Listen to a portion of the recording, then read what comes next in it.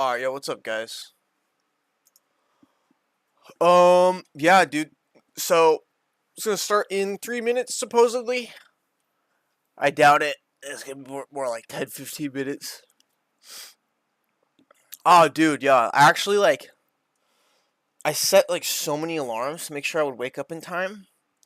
Alright, yo, what's up, guys? Literally woke up, 6 minutes ago. I woke up in a panic. I'm like, bro, did I miss the stream? Nah, but, apparently Brad went on CNBC and, said something. And it XRP pumped to 240, but then it's just the banking license and Fed Master account stuff. We already knew that. But yeah. And then I'm not gonna be talking during the testimony. I will be active in the chat though. So just a heads up. Yo, my man Q, what's going on? With the 499, yo, Alex, let the pump begin. Yo, we fucking tapped 240 today, bro. We gotta let Brad cook during this hearing, man, and fucking dude, I looked at XRP Twitter, not even kidding you, for 25 seconds, and I'm seeing all this stuff about XRP is legitimately on a macro fucking breakout cusp right now, where it's just right there, dude. And we just tapped 240 out of nowhere, and now we got this hearing coming up, dude. We need Brad to cook, fam. We need Brad to cook. All right. Bank of New York Mellon, RLUSD times XRP plus BNY. Wait, was that the announcement? BNY Mellon news pump? Wait, what?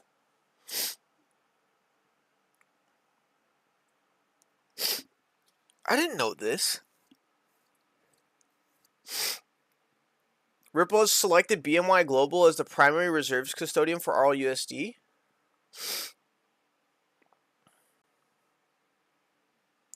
An enterprise-grade stablecoin built for real-world utility, supported by one of the largest and most trusted financial services companies in the world. I mean, well, they chose that bank. Wait, let me see. Oh, Ripple and BNY are jointly committed to paving the way for digital asset adoption at institutional scale. Wow.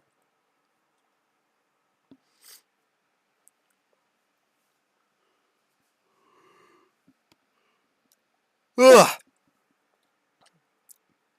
Yeah, dude, Circle, watch out, man. Coming for you. Alright, we're supposed to be starting now.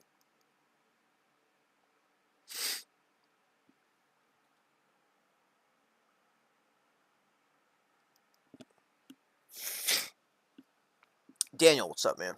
What's up? Dub in the Desert, RPM. Darful, what's up, what's up? Alright, yeah. So,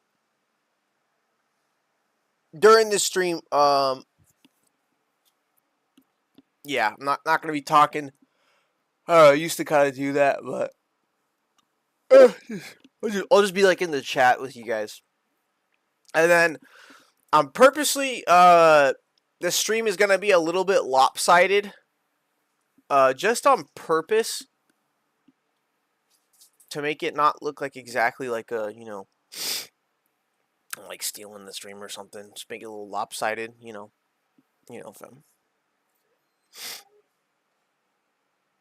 What's up, Dave Rose, the new membership? What's up?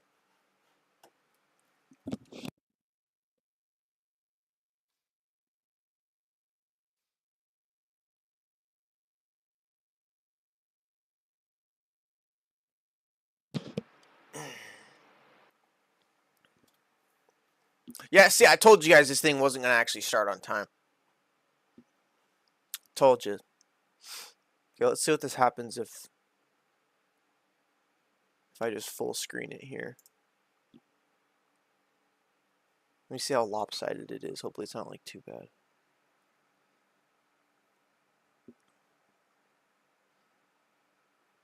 I thought it wasn't for another 3 hours. Is it now? Yeah, or it's supposed to be 2 minutes ago.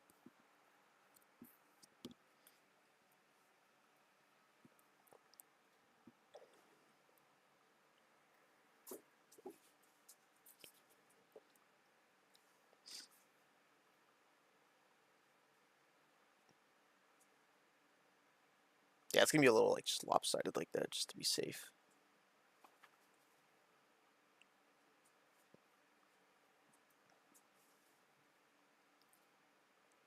Brad's wife is a melon. Her dad was on the advisory board for a long time. So ain't a coincidence? Huh.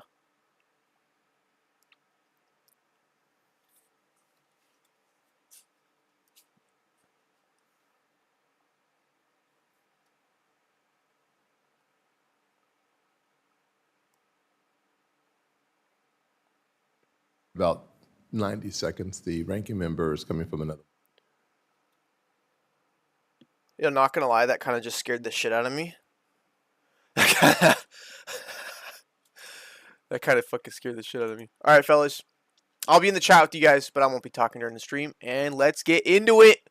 Brad needs to fucking cook, fam.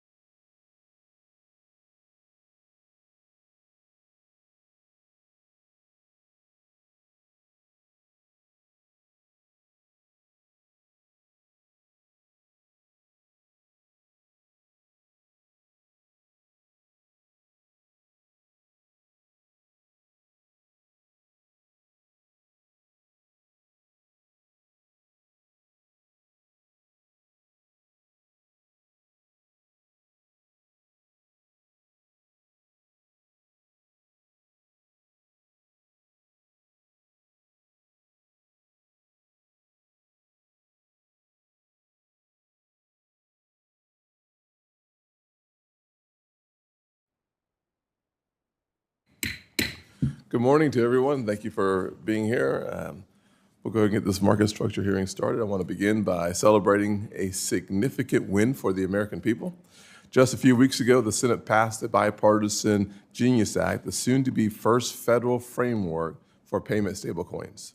Genius is the first step towards revolutionizing the financial system and updating our payment systems, and will secure U.S. global's dollar dominance for decades and decades to come. It's also a win for consumer protection and for national security. But passing Genius is more than just a legislative win. It's a testament to what's possible when Congress works together and puts principles before partisan politics. We can deliver actual results for the American people. From day one, I've promised under my leadership here at the Banking Committee that we would return to what we call regular order and deliver real results for the American people. With the Genius Act, we did just that. And now we have an opportunity and a chance to build on that success. Today's hearing is the first for full committee hearing on digital assets. This is a crucial step toward developing a comprehensive framework that gives innovators the clarity they need and gives investors the protections they deserve. Because make no mistake, blockchain technology and digital assets are not going away. They are here to stay. The question we should ask ourselves is whether the United States will lead in shaping the future of digital finance, or whether we'll let other countries like Singapore and the UAE set the standards while American jobs and innovation leaves our shores. Unfortunately, the Biden administration failed to meet the moment. Instead of clear rules, we saw an enforcement-first approach that punished innovation and created a legal minefield for entrepreneurs. However, the Trump administration understands the importance of innovation, opportunity, and keeping American talent on American soil. It's time to get back to that pro-growth, pro-America first mindset. Here's the reality. The market, not Washington, should decide what works. Our job is to set clear, light-touch guardrails to protect investors, stop fraud, and allow responsible innovation to flourish. But instead, regulators under the Biden administration have sent mixed messages, forcing companies to spend millions and millions of dollars just to guess at what's legal. In fact, we've seen agencies like the SEC and the CFTC contradict each other while the American people are left just to guess and, frankly, left behind. That confusion has consequences. Innovation is leaving, jobs are leaving, and the global competitors are filling that vacuum.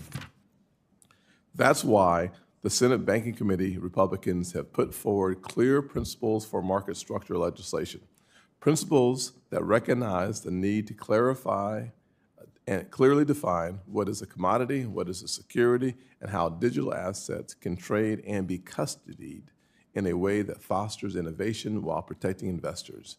We don't need more roadblocks. We need rules that actually work. That means legislation that will, number one, clearly define which tokens are securities. Two, supports modern trading infrastructure. Three, ensures appropriate illicit finance protections are in place. And four, protects investors while fostering innovation. And let's set the record straight. Crypto isn't lawless. It's traceable. In fact, crypto companies are helping law enforcement track illicit activity with greater precision than traditional finance allows. The data shows that more illegal activity still happens with cash than with crypto. Today, we'll hear from a strong panel about what's working, what's broken, and what reforms are needed. This is not about scoring political points. It's about protecting investors, rewarding innovation, and ensuring that the next generation of financial technology is made in America. Let's seize this opportunity together and deliver clarity, consistency, and leadership the American people deserve. Thank you to our witnesses for participating in today's hearing. Such a very important hearing, and I look forward to your discussion. Ranking Member Warren. Thank you, Mr. Chairman. I want to start with an apology. I'm going to be bouncing in and out. This is also the markup of the National Defense Authorization Act, and we are in live rewriting of the bill, and so I'm going to have to spend a lot of time over there. And I appreciate the chairman's and the rest of the committee's indulgence here.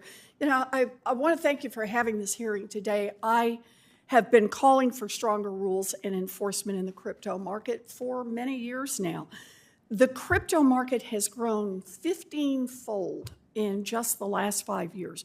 It's now at about $3 trillion, at least in 2024, where we've got the data. While growth in the market may unlock new opportunities for innovation, risks to investors, our financial system, and our national security have also increased at the same time. Consider some recent data. According to the FBI, Americans lost more than $9 billion to cryptocurrency fraud last year. And it's the trend lines that are particularly concerning. It's a 66% increase from the year before. According to Chain Analysis, North Korean hackers stole a record $1.3 billion from crypto platforms in 2024 and then turned around and topped it in just a single heist with a $1.5 billion heist earlier this year. According to TRM Labs, quote, terrorist organizations demonstrated increased sophistication in their use of cryptocurrency, turning to unhosted wallets, mixers, and privacy coins like Monero. We need a crypto regulatory framework that reduces these risks, but I am concerned that what my Republican colleagues are aiming for is another industry handout that gives the crypto lobby exactly its wish list, the blessing of our government's approval, combined with crypto rules that are weaker than the rules that every other financial actor must follow. The crypto industry may be calling the shots for Republicans, but nobody wants weak crypto rules more than the President of the United States. A majority of President Trump's wealth, as much as $7 billion worth, is now based in crypto, from issuing his own stable coin, to issuing his own meme coin, to owning a Bitcoin mining company, and to controlling a huge portfolio of crypto investments. Again, according to Chainalysis, the president and his associates pocketed more than $320 million in fees alone from the Trump meme coin, while the majority of retail investors who bought that same token actually lost money. Now, if we're going to provide rules of the road for crypto, we need to shut down the super highway for presidential corruption at the same time. We need crypto legislation that will strengthen our financial system, not make it worse. Here are principles that I think should guide our work. First, new crypto rules shouldn't open a back door to destroy the securities laws that have served as the bedrock of our capital markets for nearly 100 years. I'm particularly worried here because some recent proposals, including the Clarity Act that the House is voting on this week or next week, include language that would allow non-crypto companies to tokenize their assets in order to evade SEC regulations. Think for just a minute about what that means. Under the House bill, a publicly traded company like Meta or Tesla could simply decide to put its stock on the blockchain and poof, it would escape all SEC regulation. That is a serious problem for our country. Second, crypto investors should have the same protection from getting scammed or getting cheated as investors in any other asset. Doesn't have to be bigger, but it should be the same. For example, there is no reason that the rules prohibiting stock exchanges from simultaneously serving as brokers and giving preferential treatment to their own trades over their customers. We have rules against that elsewhere. Those same rules should apply to the crypto market too. Third, ensure that turmoil in the crypto market doesn't infect our traditional financial system. And that means making sure that taxpayers are not on the hook for backstopping risky crypto bets, and that crypto exchanges, crypto dealers, and other intermediaries face strong capital liquidity and risk management safeguards so they can meet their obligations to consumers and counterparties, even in times of market stress. Fourth, counter the threat of illicit finance with common sense rules to fight crime and protect our national security. Crypto service providers that act as financial institutions must be required to implement anti-money laundering programs. Republicans refused to strengthen AML rules and close sanctions loopholes in the Genius Act, and their claim was that they would deal with this in the crypto market structure bill. Well, this is it. No more kicking the can down the road. Now is the time to solve that problem. And finally, if Congress is going to ratify a sweeping crypto regulatory regime, it is critical to shut down the president's crypto corruption. This means prohibiting public officials, including the President of the United States, prohibiting public officials from issuing, sponsoring, or profiting from crypto tokens. I'm looking forward to working with my colleagues to get this done the right way. Thank you, Mr. Chairman. Yes, ma'am. Thank you, Senator Warren. We will now move to witness testimony. Today we have 6 witnesses before us. Our first witness is the Honorable Summer Mersinger, CEO of Blockchain Association. Ms. Messenger, you now have 5 minutes. Thank you. Thank you, Chairman. Chairman Scott, Ranking Member Warren, and members of the committee. Thank you for the opportunity to speak with you today. My name is Summer Mersinger, and I'm the CEO of Blockchain Association. We're the leading collective voice of the digital asset industry in the United States, representing more than 130 of the most innovative job creators and stakeholders in the blockchain ecosystem. Our members, many of whom are startups and small businesses, are building the next generation of the internet and a new wave of finance here in the United States. From software developers and infrastructure providers to investment firms and trading platforms, we are proud to advocate for the responsible growth of this transformative technology. I'm here today to deliver a unified message from our industry. The United States urgently needs clear, comprehensive, and carefully designed rules for digital assets. Without thoughtfully crafted rules for the road, we risk stifling innovation, leaving American consumers without proper safeguards and protections, and ceding leadership in a sector that will define the future of global finance and technology. Regulating the industry with existing laws has created ambiguity, stifling American innovation, and driving entrepreneurs to jurisdictions with clearer legal frameworks. While jurisdictions like the EU, the UK, Japan, and Singapore are implementing bespoke digital asset frameworks, the United States is falling behind. It's not a matter of whether to regulate, it's how. We need bipartisan legislation that provides clarity, encourages responsible innovation, and reinforces America's role as a global leader in financial innovation. To guide that effort, Blockchain Association has put forward 12 principles that we believe should form the foundation of any durable market structure legislation.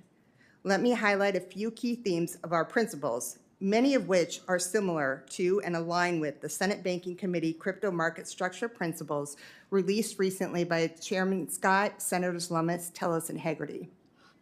First, we need a functional and modern framework tailored to the realities of the blockchain ecosystem. This space includes not just traditional financial intermediaries, but also software developers, validators, and other participants who don't fit neatly into 20th century regulatory categories. Second, we must recognize that digital assets are not inherently securities. Much of the current confusion stems from attempting to apply the 1946 Howey test to this technology. Code is not a security. Third, there must be a clear, workable path for platforms to register and operate. Right now, no such path exists. Fourth, strong consumer protections are essential. Our industry fully supports consumer safeguards such as secure custody of customer funds, detailed disclosures, bans on market manipulation, and robust oversight. These are not regulatory burdens. They are the foundation of trust and resilience. Finally, we must view establishing a federal regulatory framework as a national priority. Digital assets and blockchain technology are revolutionizing financial services, supply chains, and digital identity. The country that leads on this policy will set global norms and unlock enormous economic and strategic benefits. The United States should be that leader. And this is our moment to lead. Blockchain Association and its members are not asking for a world without rules. We're asking for clear rules, rules that protect consumers, support innovation, and ensure that the next generation of the internet is built on American values. We urge this committee to seize this historic opportunity and pass meaningful bipartisan market structure legislation this year. We stand ready to be a resource in this endeavor. Thank you, and I look forward to your questions.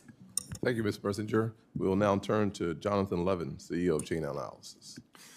Chairman Scott, Ranking Member Warren, and members of the committee, thank you for the opportunity to be back here to testify.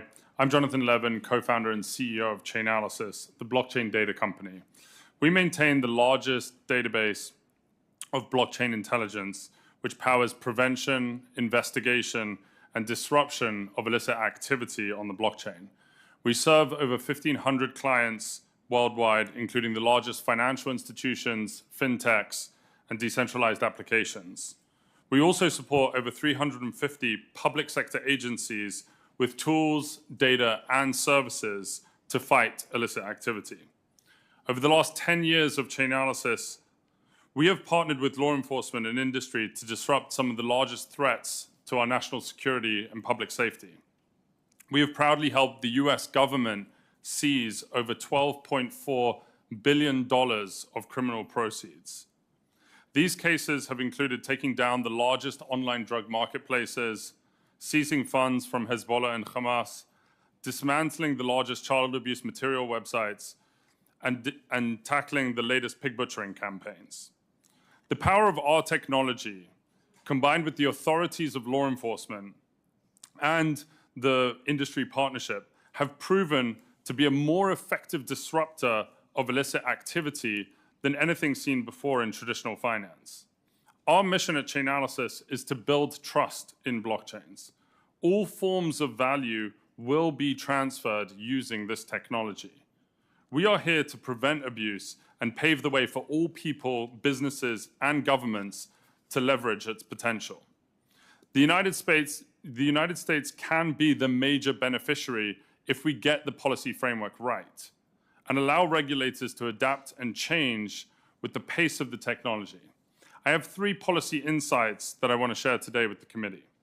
First, the blockchain introduces a fundamentally new model for financial oversight.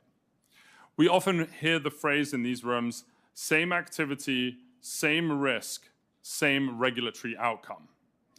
But the unprecedented visibility offered by the public blockchain has to be factored into the assessment of both activity and risk. With the right tools, the public ledger becomes a powerful resource for market participants, regulators, and law enforcement to protect financial integrity.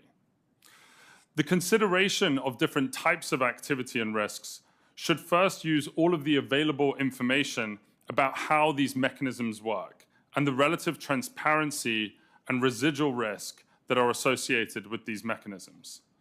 In contrast to traditional financial systems, the ongoing monitoring, oversight, and supervision of the system must be built first on publicly available information. Second, we need to equip government agencies to fully leverage this new paradigm. Getting the right regulations in place will require building capacity of different agencies and industry bodies to tackle the different types of risks, particularly as it relates to illicit finance and payments. It requires the government to understand the operational risks involved in the deployment of smart contracts and decentralized infrastructure and the accompanying mitigations. It requires the government to leverage the transparency and available real-time information for effective supervision. And we need to be designing compliance regimes so that all institutions can engage with decentralized technologies. Government agencies with the right mandates and a focus on public-private partnerships will lead to the type of market infrastructure that all market participants are searching for. Third and finally, the blockchain actually enhances our ability to act quickly against illicit actors. As stated, following the money on the blockchain is actually easier than in traditional finance. But furthermore, issuers of tokenized assets can actually take actions to easily freeze and seize assets. I'll give you an example. In a recent pig butchering case, crypto exchange OKX and stablecoin issuer Tether froze and then seized $225 million of criminal proceeds in collaboration with US Secret Service. The traceability and programmability of these assets is a key benefit in addressing illicit activity. At Chainalysis, we are proud to support the US government in our ability to keep the digital asset ecosystem safe, and I look forward to your questions. Thank you, sir. Next, we'll hear from Mr. Dan Robinson, General Partner at Paradigm.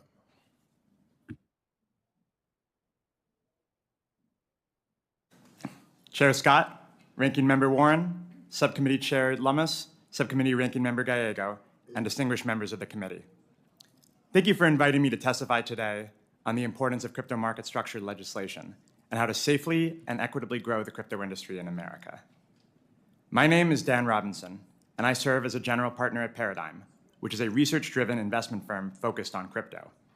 My research work has focused on helping portfolio companies solve technical problems related to market and mechanism design, particularly for applications in decentralized finance, or DeFi. I'm here to talk about the benefits DeFi can bring to the financial system, why its promise could be strengthened by a well-designed market structure bill, and why a bill that doesn't take it into account could be harmful to innovation. Crypto provides an alternative to our traditional world of finance. What stablecoins do for money and payments, DeFi does for trading, lending, and other functions of the financial system. DeFi can reduce costs and improve accessibility by removing unnecessary frictions in the back-end infrastructure of Wall Street. Decentralized finance is in its infancy, but it has already had a tremendous effect on one small corner of the financial system, crypto itself. For many crypto natives, the natural place to trade is now on decentralized rather than centralized exchanges. Decentralized exchanges work very differently from centralized ones. One illustrative example is Uniswap, with over $1 billion in daily volume. The core of the Uniswap protocol is a set of smart contracts that allow any user to efficiently provide liquidity between any two assets. Anyone can use Uniswap to instantly trade with other users without ever giving up custody over their assets. These decentralized exchanges, much like stablecoins, run directly on blockchain rails. They are open, verifiable, and interoperable. This is a far cry from the opaque and fragmented back-end systems of today's Wall Street.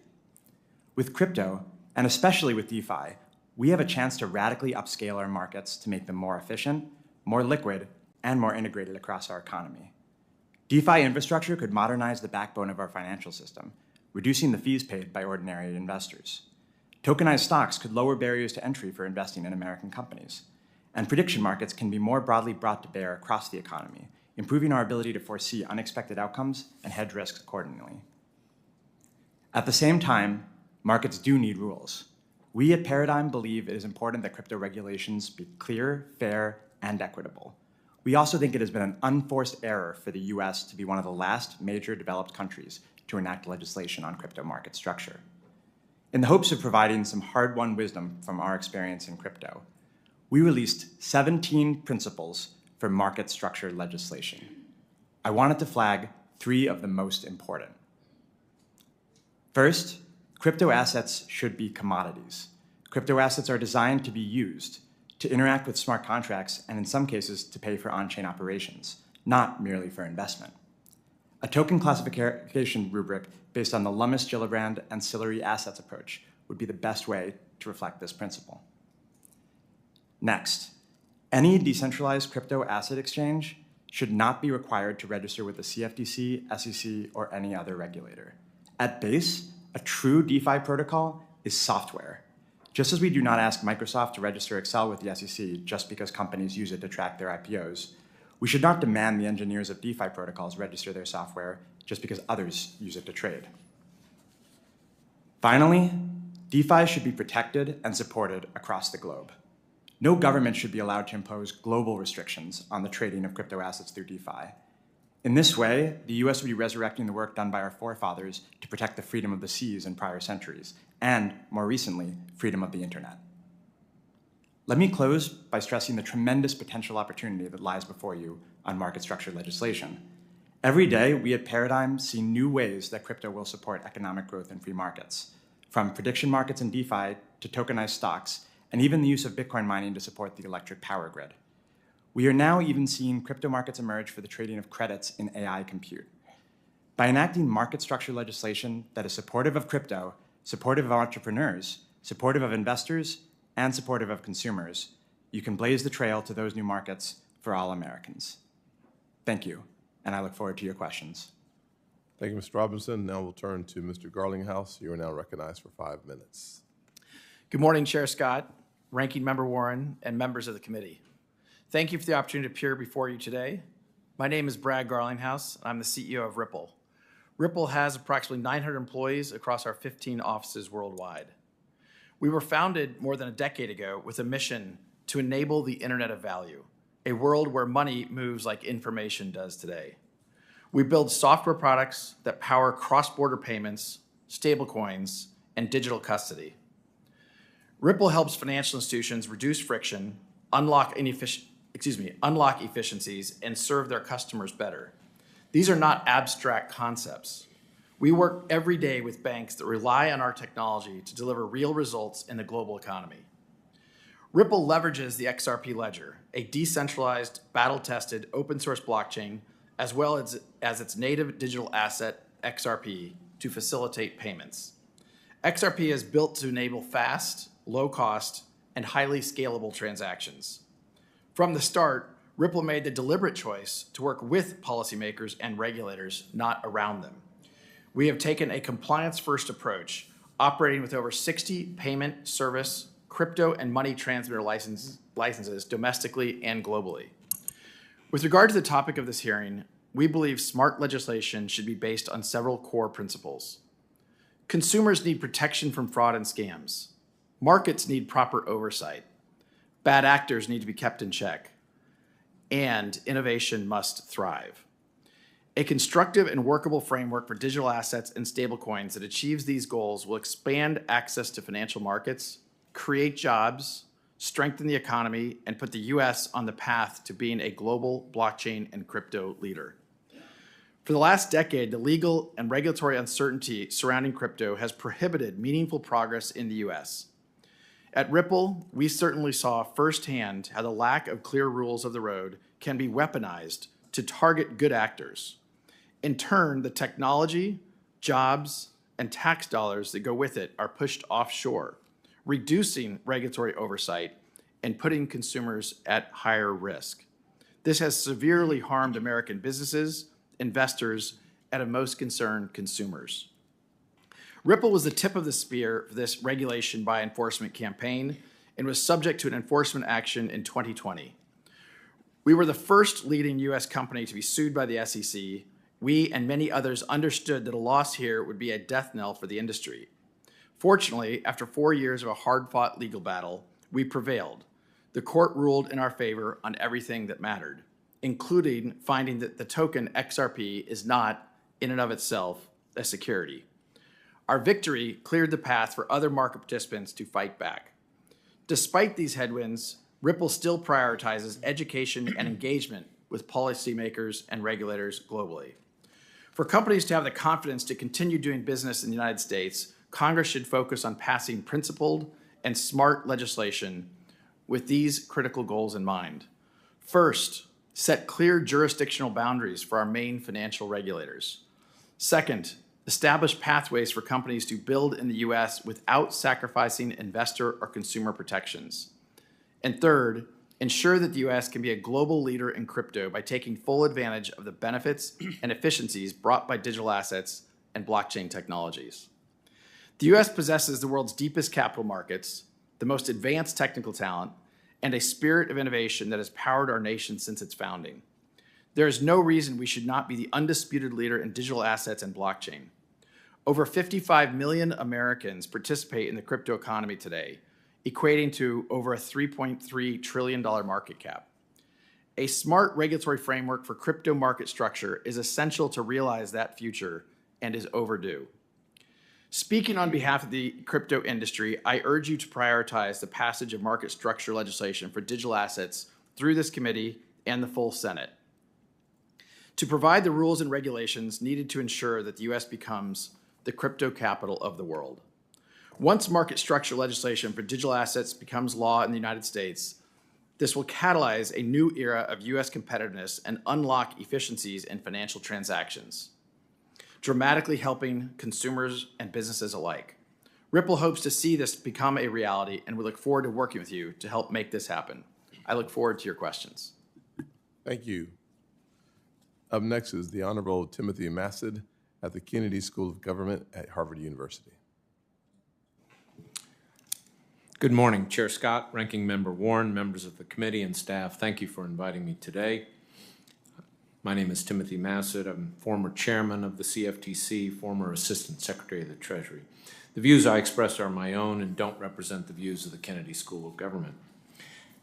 You know, many of us are familiar with the movie Groundhog Day, in which Bill Murray is condemned to repeat the same day over and over, and he finally escapes the time loop not through external means, but by changing his outlook on life.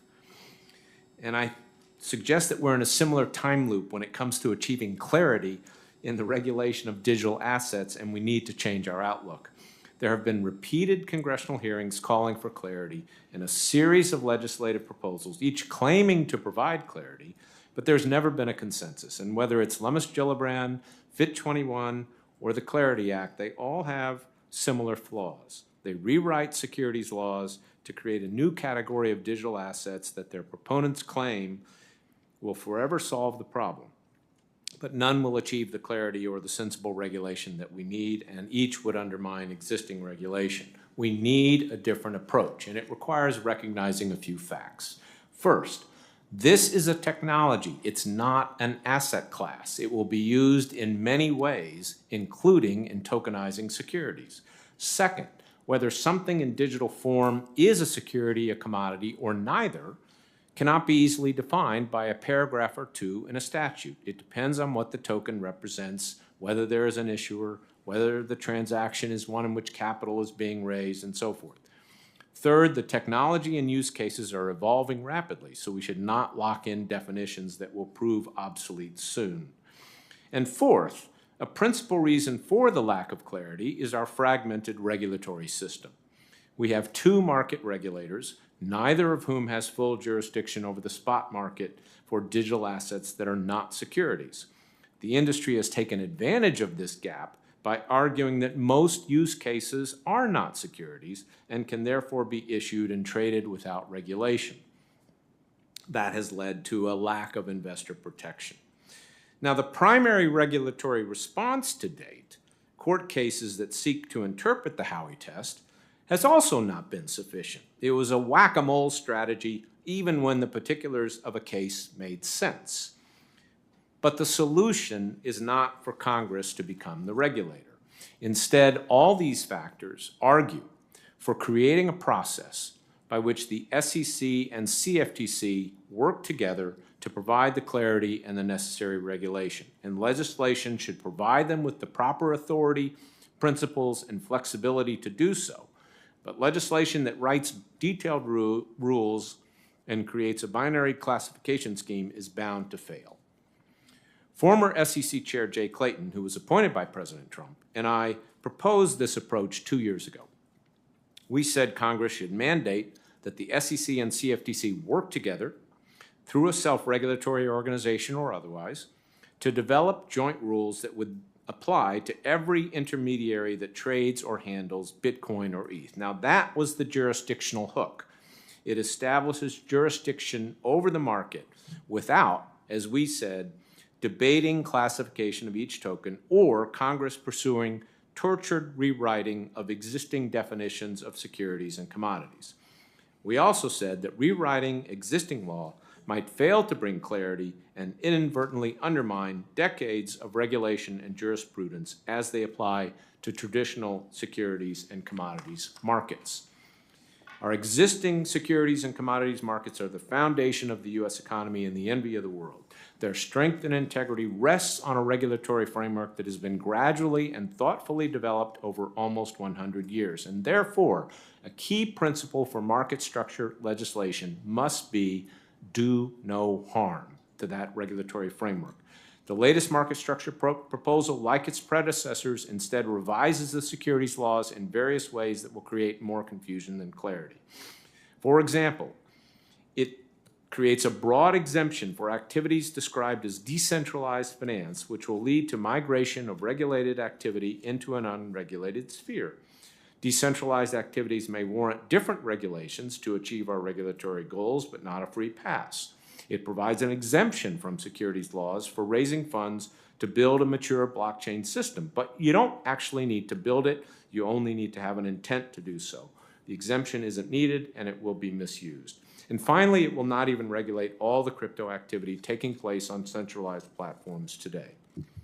It will, however, provide many opportunities. You're about out of time, sir, so. For smart lawyers to engage in regulatory arbitrage. I thank you for your time, and I look forward to your questions. Thank you. And finally, we have Mr. Richard Painter from the University of Michigan, University of Minnesota School of Law. Thank you very much, Chairman Scott, and I thank Ranking Member Warren for inviting me to testify today.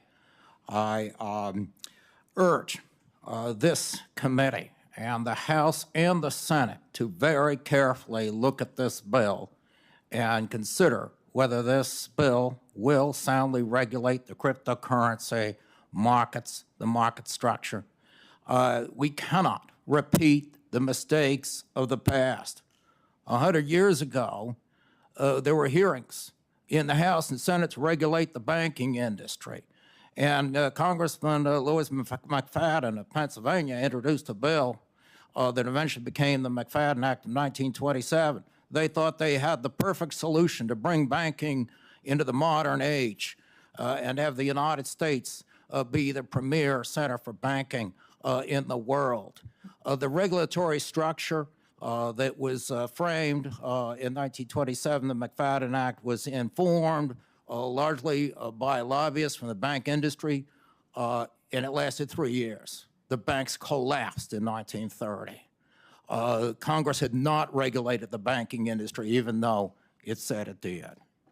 Fast forward to the 1990s, when I was writing in the field of securities regulation, and securities-based swaps and derivatives were coming on the scene. And the argument was made that a securities-based swap is not a security. A stock can be a security, but not a securities-based swap that is based on that stock. And it took years to figure out how to regulate securities-based swaps agreements. Under the Clinton administration, under the Bush administration, we had years of lax regulation, deregulation of the banking sector, laws passed by this Congress, and we saw what happened in 2008. We do not want to make that mistake again. I implore you to carefully look through this bill. Listen to the industry experts who are here today. Listen to Chairman Massad about his experience as a regulator.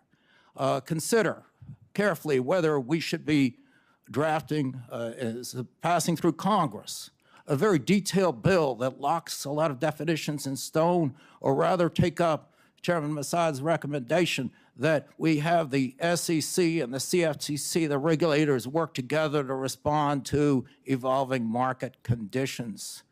Consider whether it would make sense to define a stock as a security, but not the tokenization of that stock. Think through these issues. Please do not make the same mistake that this Congress has made so many times before.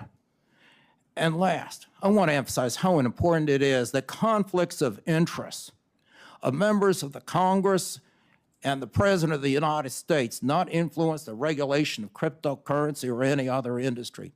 Under 18 United States Code 208, it is a criminal offense for a United States government official to participate in a government matter that affects their own financial interest. A Treasury Secretary who is regulating cryptocurrency or issuing meme coins and investing in a crypto business would commit a felony. But Congress has exempted itself from that statute. Congress exempted the President of the United States from that statute and the Vice President. That is wrong. We cannot have the people who are in charge of passing legislation and enforcing legislation, implementing legislation, have conflicts of interest with their official responsibilities. That includes every member of the House and Senate.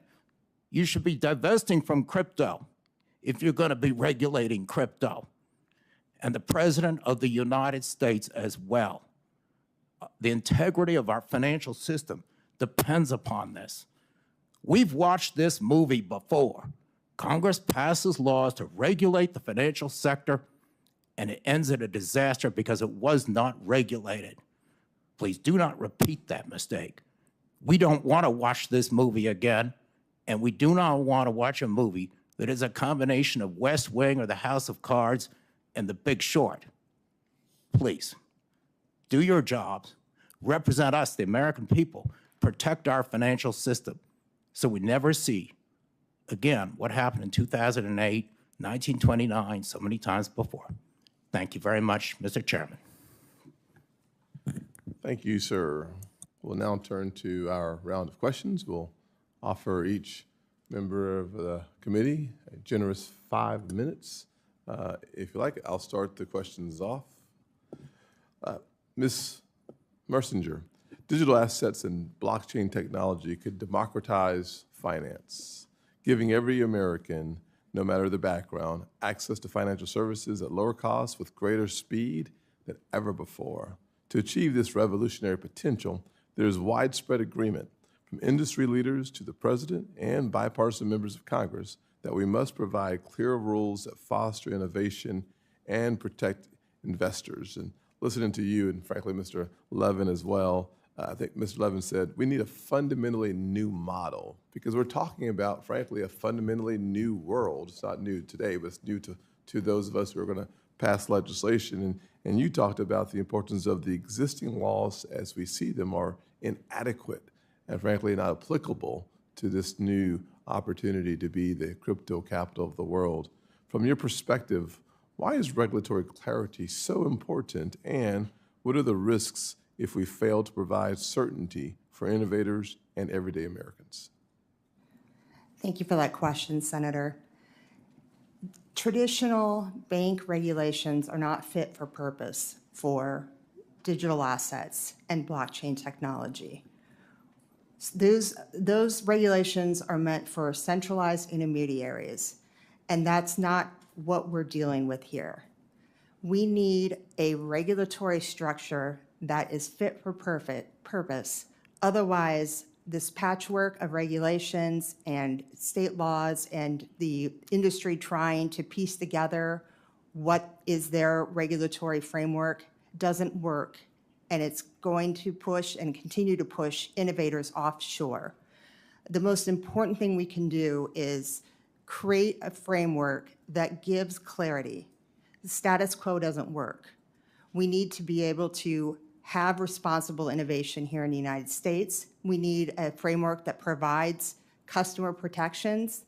And we also need to make sure that whatever framework we put in place, that it ensures that U.S. American values are what this new what this new technology is based on. Thank you very much.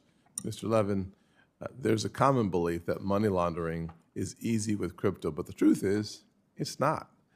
Blockchain technology creates a permanent, traceable ledger that can help law enforcement catch those bad actors. I've said it before, so I'll say it again. It's far easier to track something that has a digital footprint than something that does not. However, some of my well-intentioned colleagues seem to think that crypto is tailor-made for money laundering, when in reality, it's a whole lot easier for criminals to hide their tracks with cash. What are the most common misconceptions regarding the role of digital assets in illicit finance? And what rules do digital asset market participants already comply with in this space? You talked about, I think it was a couple $100 million that had already been seized by working together. I think the more we illuminate how the industry is already working with law enforcement, the better we understand the digital footprint versus cash. Thank you for the question, Senator. The way that we see this market is that the majority of activity inside cryptocurrencies and on blockchains is legitimate activity. There are trillions of dollars of payments that are made using stablecoins every year. A lot of that, the vast majority of that, is not illicit activity. The illicit activity that we estimate at Chainalysis is less than 1% of the overall activity that occurs on these blockchains, which is equivalent to what we see in traditional markets, and in fact, oftentimes less than what we see in traditional markets. And so criminals themselves and gangs and whoever else we're dealing with understand that it's not possible to launder vast sums of money in these networks, and that the majority of the activity is legitimate. We do see, though, that when it comes to threats, for example, with fentanyl or pig butchering or terrorist financing, the industry comes together with law enforcement to collaborate on solving these cases. And we at Chainalysis have powered thousands of investigations that have spanned international geographies, cross-national boundaries, to be able to actually capture criminal proceeds in these investigations.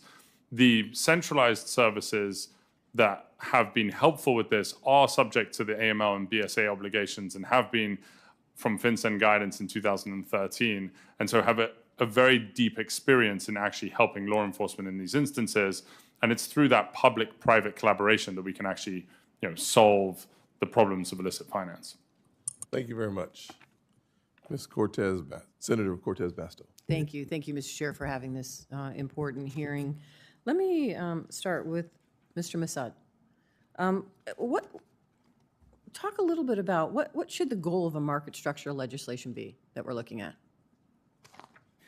I think it needs to set up a process and some principles for achieving clarity and addressing this regulatory gap. The gap is that in our framework, we have no regulator of the spot market for anything that's not a security. So we need to fill that. And we need to bring some clarity to this question of when is the use of digital technology turn something into a security or a commodity. But that's much more complicated, if you will, than simply writing in, a single definition. And that's why I advocate a process. That's why Jay Clayton and I advocated more of a process of bringing the SEC and the CFTC together. You don't necessarily have to merge them, but we need to have them work together on this. Thank you. And Ms. Mersinger, would you agree with that? Yes, I would agree that we need a framework that's going to work for the industry. We need clear lines of jurisdiction here. And I totally agree with the SEC and the CFTC working together. In fact, they could do that right now, and they are doing that right now, working together to provide what clarity they can. But we still need legislation to oversee the spot market, and as Mr. Massad said. Okay, thank you. Let me ask you this as well, and maybe, Mr. Massad, let me start with you again. I have heard from my state's a security administrator and many of them across the country about the paramount importance of preserving states' powers in federal market structure legislation. Can you talk about why that is important? Yes, I think it is important because the state securities authorities have always played a critical role in our system. And again, I think you're going to hear a lot of comments today suggesting this is this whole new world and so forth. It is a technology. And we got to remember what we have going on are still, most of this activity is going through centralized intermediaries. It's not just happening on chain. So I think we still need the resources of the states, as well as the enforcement resources of the SEC and the CFTC to bring to bear. Thank you. Mr. Levin, thank you. By the way, you did some great work with Caesar's Palace. I thank you for the work that you've done. I appreciate it. And for that reason, I understand we're all concerned about the scams and the fraud that could occur, that quite honestly always occurs with some sort of new technology or something happening at the federal level. Our goal here is to make sure we're protecting our consumers and giving the regulators and law enforcement the tools in the private sector to go after that and stop that. Can I ask you, what are the biggest obstacles to identifying and recovering ransom payments or stolen crypto funds? Thank you for the question, Senator. The biggest barrier that we find when we're looking for money that is being stolen or has been extorted through ransom is that money can move to foreign jurisdictions where there can be non-compliant centralized entities that actually hold cryptocurrency on behalf of those illicit flows. And that's where it's really important for the United States to be able to work across different geographies to be able to prevent the laundering of that activity in foreign jurisdictions. And would you say that state and local law enforcement and regulators already have the tools they need to address those the scams?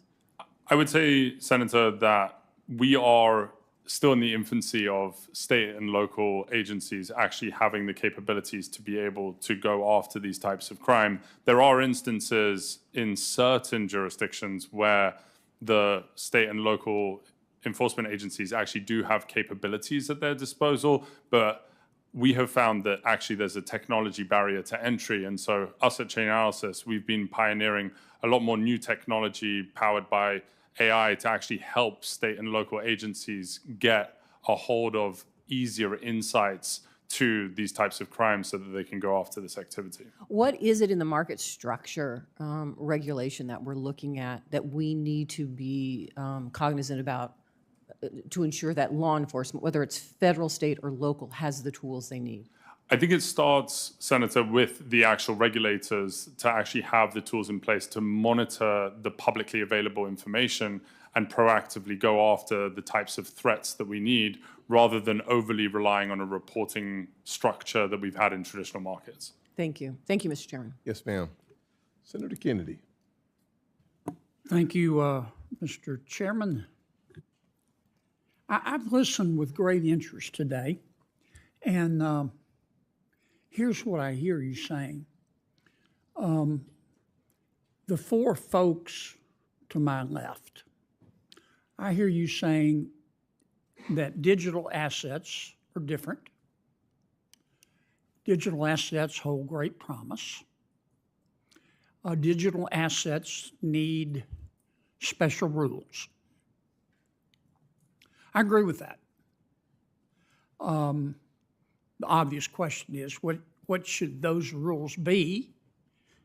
And to what extent should we allow you to draft them? I've also heard some of you say that digital assets represent the next generation of the internet. Well, we let the current generation of the internet draft their own rules. And frankly, it looks like what we got as a result looks like somebody knocked over a urine sample. Congress can't even agree on basic legislation dealing with privacy on the internet. How the hell are we going to tackle this? But I hear what you're saying. I hear Mr. Painter, as usual, if you follow him on social media, you know, all politicians are crooks. Very helpful. I want to direct most of my questions to Professor Massad. Is that how you say your name? Massad. Mr. Massad. I'm really worried we're going to get this wrong. We don't know, we in Congress and our staffs don't know as much as the professionals in digital assets know.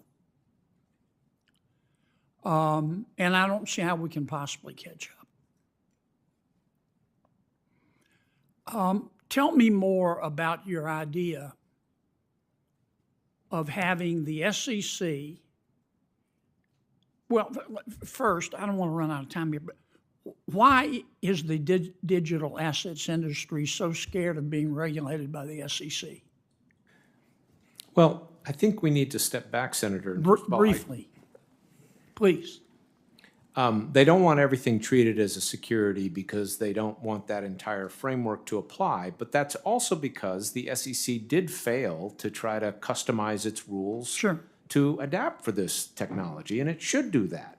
And you've got leadership at the agencies now who are working on those things. You're suggesting that we turn to two of our agencies, one of which is the SEC, and say, you have expertise.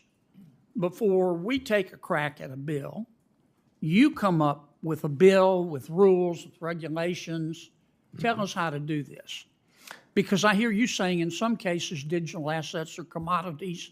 In some cases, they're securities. Congress needs to fill the gap, which is if it's not a security, who's going to create a regulatory framework for it? So you do need to fill that. But these questions about exactly which is when is it a security, when is it not a security, how do we customize the rules, what should we do about DeFi, a lot of that should really be left to the agencies. You could establish some principles, but I wouldn't write detailed rules. Have you looked, Professor, at Congressman Hill's legislation? I have in detail. What do you think? I think it's got a lot of problems. I think it's 236 pages of regulatory arbitrage opportunities for creative lawyers, and I used to be one that did that kind of stuff. Made a lot of money, did you? I did, but... Yeah.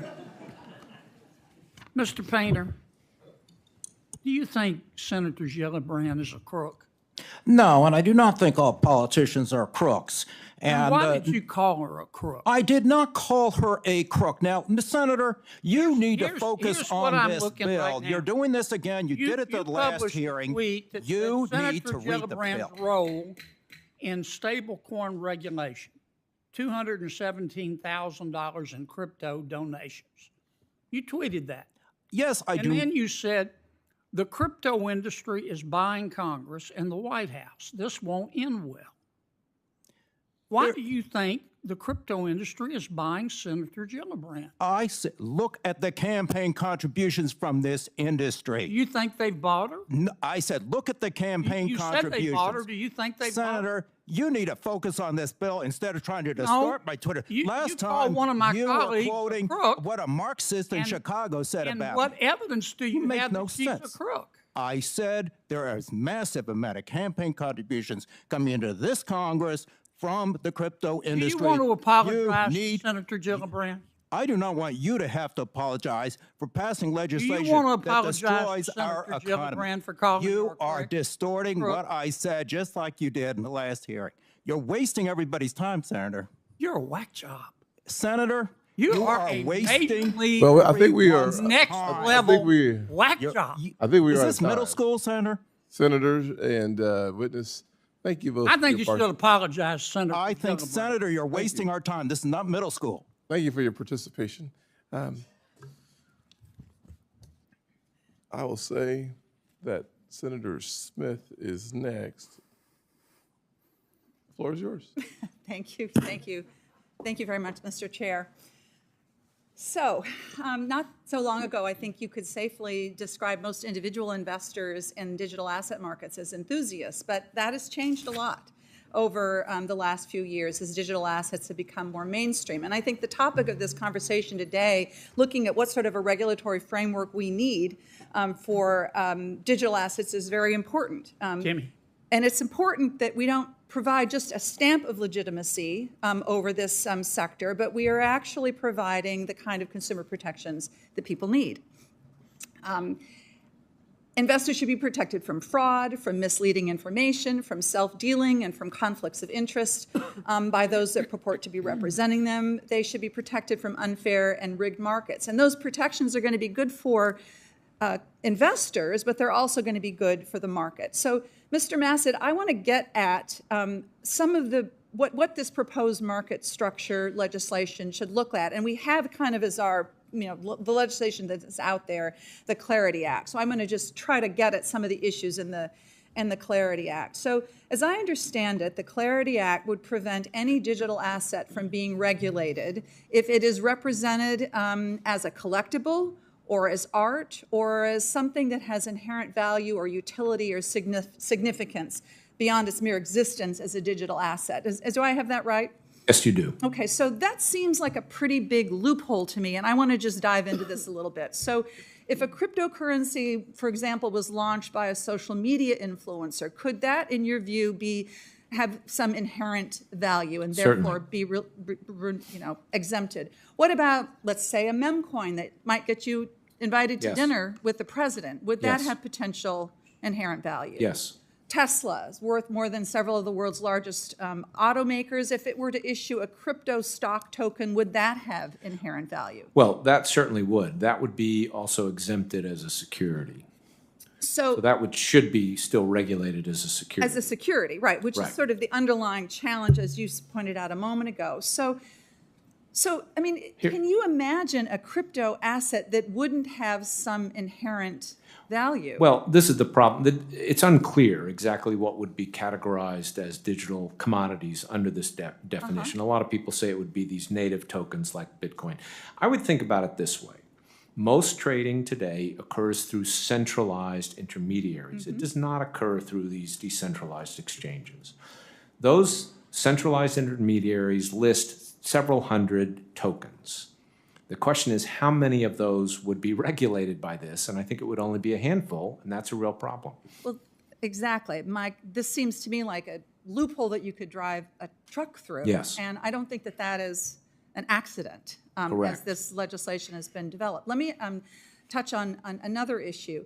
I think we've heard it today. Crypto industry and its promoters are sort of branding digital assets as something new, as innovative, as revolutionary, and therefore they need some sort of new or bespoke regulatory framework because the established rules for protecting investors and guaranteeing the freeness and fairness of markets don't apply. And I'm not arguing that there aren't some specific things that we need to address because of the nature of these assets. But here's an example of this.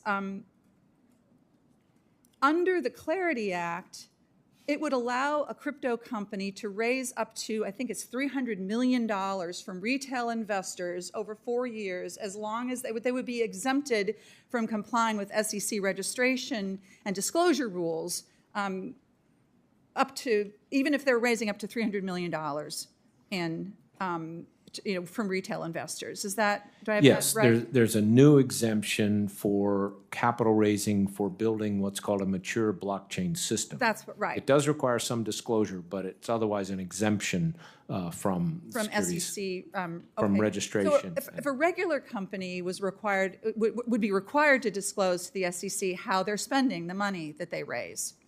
Yes, I mean, the challenge, the problem with that exemption is you don't actually have to build the mature blockchain system. You just have to have the intent to do it. You just have to have the intent to do it, but you could use that money for, I mean, what would stop you from using it to buy a house in, the Virgin Well, Islands? Conceivably, there could be a lawsuit against you for misleading information. But, if you had a That's sort reasonable... of like an after the fact. Yeah, that's after the fact. Right, exactly. Well, so this is, and I know I'm out of time here. I just want to close by saying this is my concern, is that it's not really a new regulatory regime at all. It actually is sort of continuing the status quo that has landed us in some pretty significant Well, problems. I think I think the problem with the act is it's undermining the existing Correct. regime. We do need to customize some rules. Yes. But this isn't a good way to do it. Thank you very much. Thank you. Senator Moreno. Thank you, Chairman Scott, and thank you for doing this hearing. It's something Mr. Massad said, which I thought was fascinating, was that we've had times that we could have passed market structure regulation, and Congress hasn't done it. There hasn't ever been a market structure regulation bill marked up by the Banking Committee. So I'm just not sure where that came from.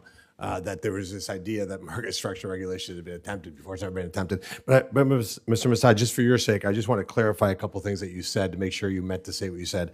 Did you call Bitcoin a native token? Yeah, it's often referred to as a native. In other words, Bitcoin and ETH are referred to as native tokens of their blockchains. So you're saying Ether and Bitcoin are the same? Well, I'm classifying both of them as what you call native tokens of the blockchain. So you're saying that a native token is how you would describe Bitcoin. I just want to be clear of that. It's a term that's used to describe when you have a blockchain and you have the token that allows you to use that blockchain, that's often called a native token, yes. Got it. And therein lies exactly why we need to have this market structure regulation. Because the idea that we would turn over this industry to some bureaucrat working at some agency is insane. Because that would make it so that no American company would ever invest in a digital asset company in the United States of America when you had people who are just completely not lacking the fundamental technical base. This reminds me of the Facebook ad where the little old lady's sitting there taking pictures off a physical wall and the guy saying, yeah, none of this works this way. Bitcoin is a commodity. Now, so there was a lot of talk about meme coins and NFTs. So let me ask you this follow-up question. Chairman, Senator, if I may just say, I get to ask the question. I was the guy who declared Bitcoin a commodity. This is the great part about being a senator. I get to ask you the questions. Okay. So were you prohibited by law to cooperating with the SEC? No. Why didn't you? I did. So no, but you just said that what we should do is have the CFTC and the SEC work together. Yes. Why didn't you do that? Well, when I was there, I did that, sir. So what then I'm it was, saying so is you're saying that Congress, you solved Congress shouldn't all try to be the regulator. No, hold on a sir. second. You're saying you solved all these problems when you were at the CFTC with the SEC. No, so but then we why do we solved need the any- swap problems. Okay, so you didn't solve all the problems. So you want us to have the SEC and the CFTC work together. But what you really want is you want Congress to abdicate its responsibilities to unelected Not at all. bureaucts Not such at as all. yourself. As with So let me- Jay Clayton, a so let Republican me- appointee, he agrees with me on this. Are you a baseball fan? I assume you're a Red Sox fan up there at Harvard? No, Right? I live in Washington, sir. Oh, geez, so Pete. All right, so is a baseball card a security? No. What's the difference between a baseball card and a meme coin? Sir, No, just what's the difference? How would you explain it to me technically? they're both, you could classify them both as collectibles. Is it the government's role to prevent me from paying $5 million for a 1952 Mickey Mantle? I think people should be allowed to invest in whatever they want to invest in, sir. So then, does that mean meme coins as well? If they want to buy and sell meme coins, that's fine. But So we you don't should think have I a should- regulatory framework for certain financial No, instruments. We've I'm learned talking over about- the I'm talking years about meme that that's coins. useful. I'm talking about meme coins. Do you think that the government, the SEC or the CFTC should regulate meme coins? I think we should have an investor protection framework over this over financial instruments. I'm gonna If take we that as want to a- decide so you're that saying they're yes? not financial Are instruments, you saying yes? It's just simple because again, we only have 5. The chairman's very strict. Only lets us have 5 minutes. I understand that, Senator. So but you're I saying think yes you'd- or no? I It's think you simple. might appreciate that it's a more complicated issue than that. At least I would hope you should do. it's not complicated. Should the SEC or the CFTC regulate meme coins? It's The a SEC yes has or no. already said it won't, and that's fine with me. Okay. But I'm happy to create a category that's neither a security or a commodity. Should we include baseball cards in that as well? No, I don't think we're Why not? talking about baseball So- cards here, sir. What's the difference? Because we're talking about a particular technology of tokenization and because blockchains. That's the focus of this here's what I matter. want We're my not col- talking here- about anything that people trade. Here's what I want my colleagues to understand. How many business people work at the SEC and the CFTC? How many entrepreneurs? How many people who started companies work there? I don't have that information, sir. Let's say none. And then let me just finish this with Mr. Painter with just something that you said, which was also equally staggeringly insane. You said that Congress should not own crypto, correct? So members of Congress should not be investing in the crypto industry. So you said that you shouldn't own crypto. You shouldn't own crypto. You know, That's not it is complicated. very clear if you have your own meme coin. I don't know, Senator, whether you have your own meme coin. Time out. It said- you shouldn't own crypto. I said you shouldn't be investing in the crypto industry if you have your own crypto trading platform. So I shouldn't own baseball cards either. I Because didn't talk Congress about regulates baseball professional cards, Senator. Congress regulates professional baseball. I said- am I allowed to have money in a bank account? You should be allowed to do what executive branch officials to do, and it would be a criminal offense for an executive branch official under laws passed by this Congress to regulate the crypto industry while holding an interest in a crypto firm. That is just a law, and Congress passed that law and imposed it on everyone else Moreno, except for members You of want Congress. to finish your thought on this? Yeah, my point is, for some reason, I don't understand why, maybe it's just a generational problem. It seems like the crypto industry, that people of a certain generation are just afraid of it. And that fear and lack of knowledge and having the humility to know that you just don't know the technological issues here has made this industry just reticent on understanding that there's a whole new world. And by the way, the 1946 securities laws should not be dictating what we're doing today. And I hope that my colleagues understand it. This is a generational issue. It's not a Democrat versus Republican issue. And if you took the time to just understand the technology, I think it would be easier for us to move forward. Senator Warnock, you have 6 minutes. I was going to ask you, Brother Chairman. Brother Senator, I knew you were going to ask me the question. You're also a pastor, so you get 3 closings. Thank you so much. I may not need it. Actually. Thank you. As this committee begins Senator, work get the rest of the time. as this committee begins work on bipartisan legislation to provide certainty and clarity to the crypto market, it's critical that any bill we advance provides strong consumer protections. And this is why I'm incredibly concerned about the rise in so-called meme coins. In February, the SEC published a staff statement on meme coins, warning that they expose amateur investors to, quote, rug pull and pump and dump schemes. Mr. Masid, what do you think the effect of this staff memo will be on investors in meme coins, and do you think the SEC will bring civil actions or enforcement against any of these scammers? Well, Senator, thank you for the question. I think the SEC has said that these are not securities, and I would agree with that. The issue then becomes if they're being listed on platforms such as centralized exchanges where people are trading Bitcoin, what should we do about that? People say we want to regulate those platforms insofar as they trade Bitcoin. We should either say they can't trade other things that aren't regulated, or whatever they trade has to be subject to the same regulations. I think in terms of immediate effects, you have these things being traded, and people can misunderstand them, can get defrauded. I don't expect the SEC or anybody else to take actions about that unless it was really a very, very serious case of fraud, and that would be up to the Justice Department. So, these issues, I think it's important that we recognize that these aren't theoretical arguments. They impact real people in their actual lives. An analysis of coins issued on Pump.Fund, a popular meme coin generating site, indicated 60% of users on the platform lost money with 1,700 wallets suffering losses that exceeded $100,000.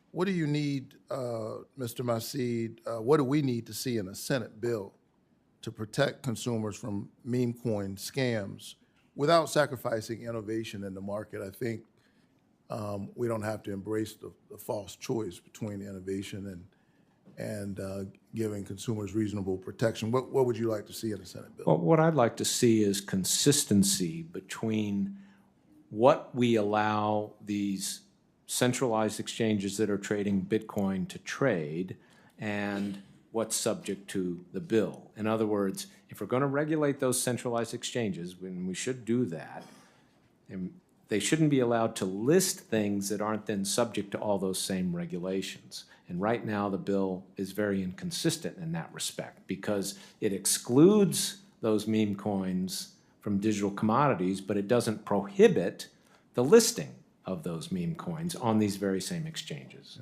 So I look forward to working with my Republican colleagues as we think about these issues. This year alone, President Trump and his family have launched a meme coin, a stable coin, and a governance token. The Trump family has also indicated that they may offer a crypto wallet as well as other crypto products. They're quite active in this space.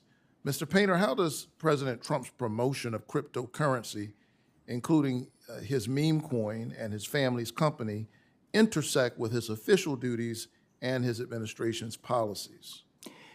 If Donald Trump were the Treasury Secretary and regulating crypto and had those interests, he would be guilty of a felony under 18 United States Code 208, the statute I referenced before, which Congress has passed and imposed on every employee of the United States government except for the members of Congress, the president, and the vice president.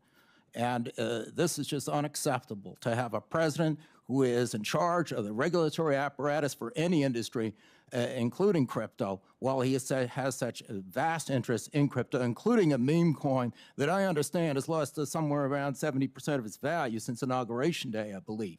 I don't know who lost money on that, but I think I know who made money. Yeah. Quickly, yes or no? So do you believe that the president having an outsized role in so many digital asset offerings will lead to fair and innovative markets? I think No, it will lead to a lack of confidence in our regulatory system. Just as like this Congress, everyone's receiving campaign contributions from the crypto industry and voting on this bill, and then if a witness comes here and disagrees with you, you call him a whack job. I mean, this is embarrassing, what's going on in this town. I agree that President Trump's crypto corruption distorts the digital asset marketplace, and writing a bill with a corruption caveat for the president sends a clear message that Congress is not serious about addressing corruption, which we know undermines investors' faith in capital markets. His corruption creates an unfair market that stifles innovation because his investors justifiably do not want to compete against the President of the United States. Ironically, for those who want to see us do something on market structure, it seems to me that that's not a fair market or a free market. Thank you very much for your testimony. Amen. You see, he said amen to the preacher. Amen. I have so many comments for you, Senator. Yes, sir. Yes, sir. Lest you run over your time by 60 seconds, we will move on to Senator Haggerty's next. Thank you, Mr. Chairman. I really appreciate the leadership that you've demonstrated in this important area. And I also want to commend you and thank my colleagues here on the committee for your actions to support our recent Genius legislation. Yes, sir. That provides much needed regulatory certainty in the area of payment stablecoins that I think we desperately needed. And I've also been amazed and very pleased in the wake of that to see the energy and the enthusiasm behind market structure legislation. And I'm very pleased to see this esteemed group of folks here today that are ready to testify to help us with that. For too long, the lack of intelligible definitions, jurisdiction, and pathways to registration from our regulators have forced digital asset innovation beyond our borders. One of the saddest things that I heard as I came into the Senate talking to members of the industry with the brilliant people were taking up new jobs and new positions in countries other than our own because they felt they couldn't survive here. Why is that? Because in the void of regulatory framework, the SEC and others had stepped into that void and done one of the most pernicious things that we ever see here in Washington, the so-called enforcement by regulation, or regulation by enforcement, I'm sorry. That creates massive uncertainty that has lent itself to destroying the possibility of America leading in this incredibly innovative sector. And I'm so pleased to see us moving back in a new direction. So, Mr. Robinson, I'd like to start with you if I could. In your testimony, you discussed the importance of limiting developer liability so that developers can freely build applications here in the United States. And to be clear for my colleagues, without this sort of limitation, developers could be held legally liable for the actions of third parties with whom they have no relationship. So, Mr. Robinson, would you talk with us about how you perceive the Senate's role in establishing market structure regulation that would effectively address this policy issue? Thank you, Senator Haggerty. This is an issue that's very important to me as a software developer myself. And I care about this a lot, and a lot of my fellow engineers in the industry have been very concerned about the potential for regulatory actions going after software developers just for publishing code. We think it is very important that the Senate include a protection shielding developers from liability. And in fact, the Blockchain Regulatory Certainty Act, which was adopted in the House as part of the Clarity Act, does address exactly that. And I would encourage the Senate to include similar language in the bill that they pass. I appreciate that. Ms. Mersinger, I'd like to turn to you. And here I'd like to talk about the jurisdiction with the CFTC and the SEC, an area that you know a great deal about. And we're trying to delineate and establish the appropriate regulatory authorities between the two agencies, the CFTC and the SEC. And I'd just like for you to explain to my colleagues and for this audience today why it's so important that we ensure jurisdictional harmony between these organizations. Thank you for that question. To your point about regulation through enforcement, when the only regulatory actions that are occurring are lawsuits and legal settlements, there's no clarity, and you have a situation where those who want to follow the law and do the right thing, one, are worried to innovate here in the United States, but they also are not sure where to go to follow the rules. And so we have to have clarity around what is the right regulator and who is overseeing these markets. And from my experience in the CFTC, one of the things I'll point out is the CFTC has broad anti-manipulation and anti-fraud enforcement authority over commodity spot markets, but they do not have regulatory jurisdiction over those same markets. So the CFTC could only come in after fraud or manipulation had occurred. There was no regulatory oversight. So providing that regulatory framework so that you have a regulator overseeing these activities will help prevent regulation through enforcement, because you will have the examiners, you will have the regulators looking at these businesses and ensuring that they're following the laws and the regulations rather than having to come in after something bad has happened and bring enforcement cases. Got it. Thank you. Mr. Garlinghouse, I'm going to turn to you with a related question. We're trying to calibrate an appropriate regulatory framework here for the digital assets arena.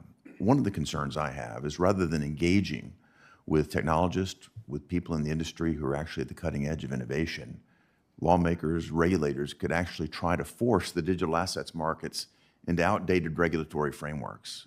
I think that would stifle innovation, that would put us at a great disadvantage. And as we think about it, there are certain factors that are unique to the digital assets ecosystem. And what factors would you emphasize that we focus on as we think about an appropriate regulatory framework moving forward? Thank you, Senator. I think there are unique aspects that need to be thoughtful and applied potentially uniquely to any legislation around this. That said, I do think that where Mr. Massad and I disagree is that depending upon an SEC and CFTC to work together assumes good faith appointed officials in doing that. What we have seen previously is the SEC actually sowed confusion in the marketplace They took contradictory positions. Under Chairman Gensler, they took actually contradictory positions in different court cases, which actually created more confusion. And so you had federal judges saying things like the SEC was being arbitrary and capricious in their application of the law. You had federal judges saying that they were not following a, quote, faithful allegiance to the law. And so my concern in depending upon a unelected appointee to make those decisions is that it assumes a good faith actor. And I think what we saw in this most recent SEC was just a war against the industry at large without a consistent application of that law. Well, I think we need to put in place a sufficient framework so that we don't have to rely on the goodwill of a particular regulator, but that it's clear to them our intention. So thank you all. Appreciate the entire panel being here today. And thank you, Mr. Chair. Thank you, Senator Haggerty. On behalf of the chairman, I now recognize myself. We need to make sure that any new legislation to regulate crypto market doesn't do more harm than good. And there are a couple of areas where I think we need to be very careful not to make things worse. First, we cannot pass any legislation that eats away at the SEC's current jurisdiction to regulate traditional securities. Now, Mr. Massad, you were chair of the CFTC and you were Assistant Secretary for Treasury for Financial Stability. Could market structure legislation make it possible to structure a non-crypto product so that it dodges our security laws? Use something like Tesla stock as an example. Yes, it certainly could. If you, for example, provide an exemption for activity on decentralized trading protocols, and that's a very broad exemption, then you could tokenize Tesla stock and have it traded on that protocol, and it could be exempt then from 34 Act trading requirements at least. So in effect, we start to repeal the SEC as we've had it for traditional. It could stock. certainly undermine their authority substantially. It's critical that any crypto regulation bill we pass does not have massive unintended consequences. And I think those are unintended consequences for everyone, but consequences that would reach far beyond the crypto market and take a tire iron to the $120 trillion golden egg that is America's capital markets. So I think it's an important note we have to do in regulation here. There's another problem that we've got to face, and that's corruption. President Trump has made it impossible to have a conversation about crypto legislation that does not address his most successful grift. According to a recent New York Times analysis of the president's financial disclosure, crypto is now the biggest source of President Trump's wealth. In the past 7 months, he has become the most successful president in history at making money off his time in the Oval Office, and he's done it using crypto. Now, Mr. Painter, if Congress passes a bill creating a new federal regulatory framework for the crypto market, what will happen to the crypto market? Is it likely to grow? It will grow substantially. Okay, and what will that do to the value of President Trump's meme coin? It will make him very rich, even richer than he already is. And what about the value of his stable coin and his son's Bitcoin mining operation and his family's crypto holdings? The same. The Trump family will become very, very wealthy as the prices go up and the bubble rises. So if we create a new federal regulatory framework for the crypto market, the president and his family stand to make a whole lot more money. So, Mr. Painter, if the president and his family own billions of dollars in crypto, if Congress passes a crypto bill, who will claim the power to appoint and the power to fire the regulators that will implement whatever new rules are put in place governing crypto holdings? The President of the United States, and he is now also claiming the power to fire the members of independent commissions, and that will include the Commodities Futures Trading Commission and the SEC. Okay, so you were President Bush's chief ethics counsel. Can you think of another time in American history when a president of the United States held such power over regulators, the very regulators who would determine the value of the president's own net worth? Never. We have never had, since the Civil War, a president of the United States with substantial financial holdings that are conflicted with any official duties. This is unheard of. And now it's not just real estate, but Donald Trump recently is into crypto, even though he said that it was a scam just a few years ago. He's now into crypto and into social media industries he did not have in his first administration. Well, we need clear and strong rules for the crypto market, but the proposals I've seen so far undercut the investor protections in our traditional capital markets. They harm our national security, and they supercharge the value of President Trump's crypto grift. We need crypto regulations that actually regulate the industry. We don't need another giveaway to a handful of billionaire insiders. And with that, I conclude and not only call on Senator Britt, but hand the gavel to you. Thank you very much, Ranking Member. I appreciate the chairman for holding this hearing today and being serious about creating a framework for digital assets in the United States, and certainly appreciate all of you and your willingness to be here with us and testify on this important topic. Obviously, it's a very complicated issue, a lot of moving parts. We've seen some fireworks today. One of the primary points is just around definitions. You know, how do we properly define digital commodity versus digital security, and what does that actually mean for the role of our regulators? We know digital asset securities can share many characteristics with traditional securities, but they're not inherently the same, and regulation needs to reflect that. Much like applying, traditional regulatory framework to a new decentralized finance system, it just doesn't work. I'm concerned about the compliance burdens for developers and for startups and how we actually strike the right balance between the two. I've seen firsthand what happens to our small businesses and our small financial institutions when you have overregulation, and it becomes unsustainable. So my first question is actually for Ms. Mersinger. We are dealing with a rapidly evolving industry here, and we can't predict every change, right? So how do we create a framework that puts up the proper guardrails and the clarity that we actually need today without locking in rules that quickly become outdated? I'd love your thoughts on that and kind of your thoughts on how we approach that. Thank you for that question. And I will say, as a former commissioner at CFTC, I believe this is a reason why there is so much interest in having the CFTC as a regulator over the digital spot market.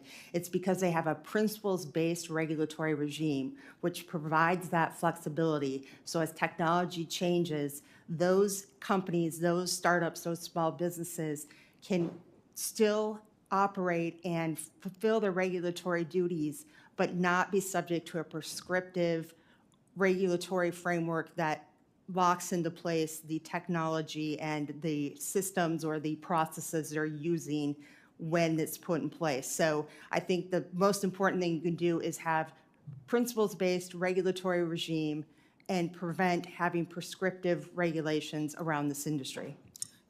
Are there kind of permanent and durable mechanisms that would actually encourage innovation? I guess my question, has the regulatory sandbox been beneficial in this regard, and kind of sort of how do you see that playing out?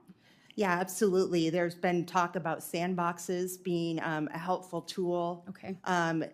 Both the SEC and the CFTC have exemptive authority that they can use. Mm-hmm. There's the ability to use staff no action letters and relief. So there are. Would you recommend that?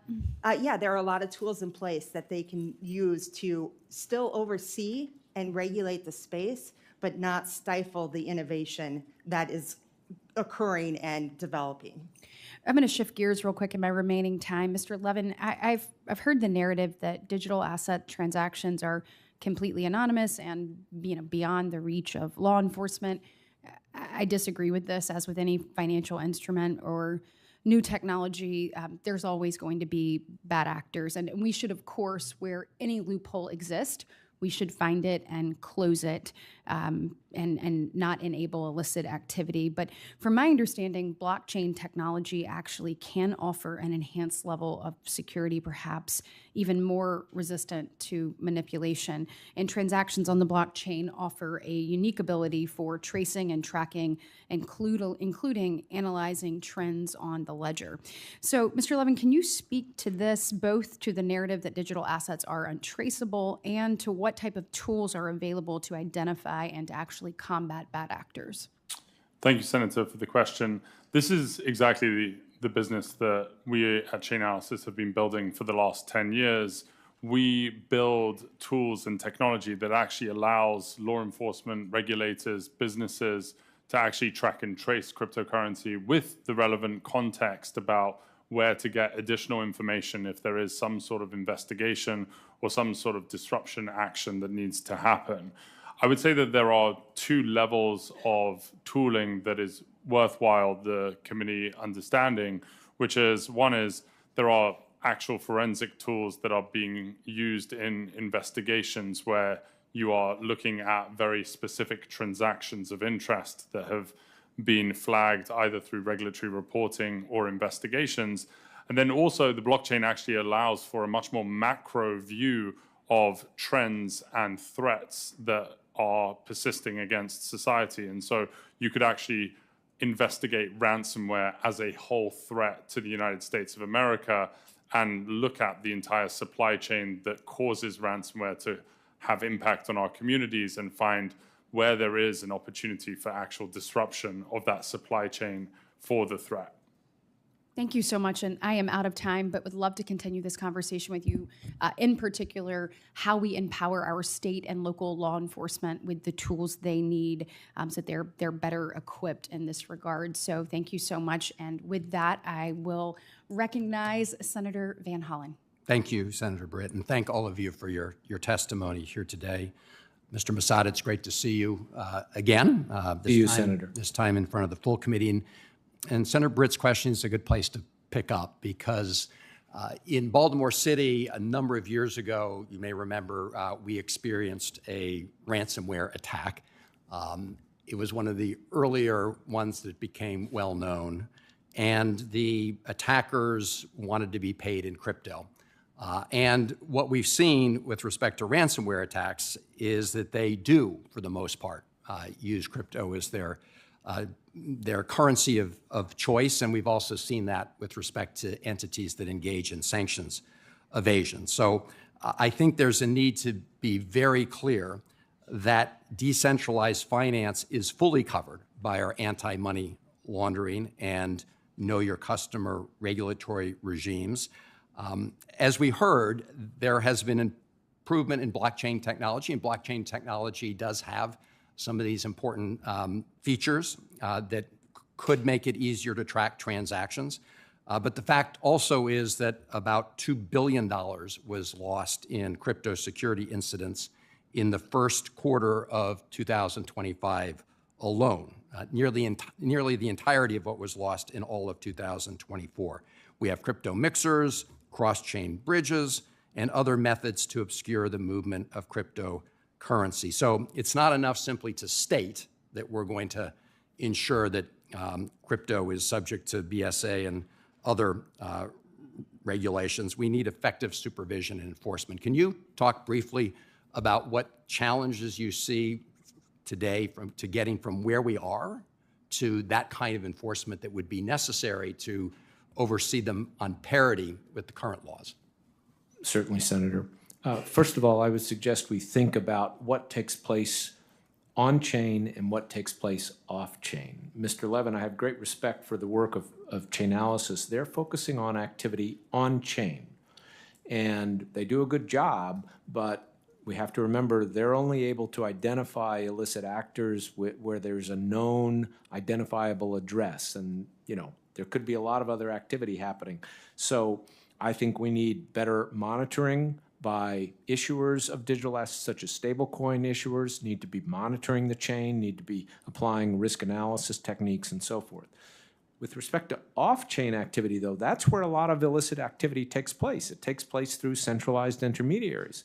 And what Chainalysis does doesn't really reach that.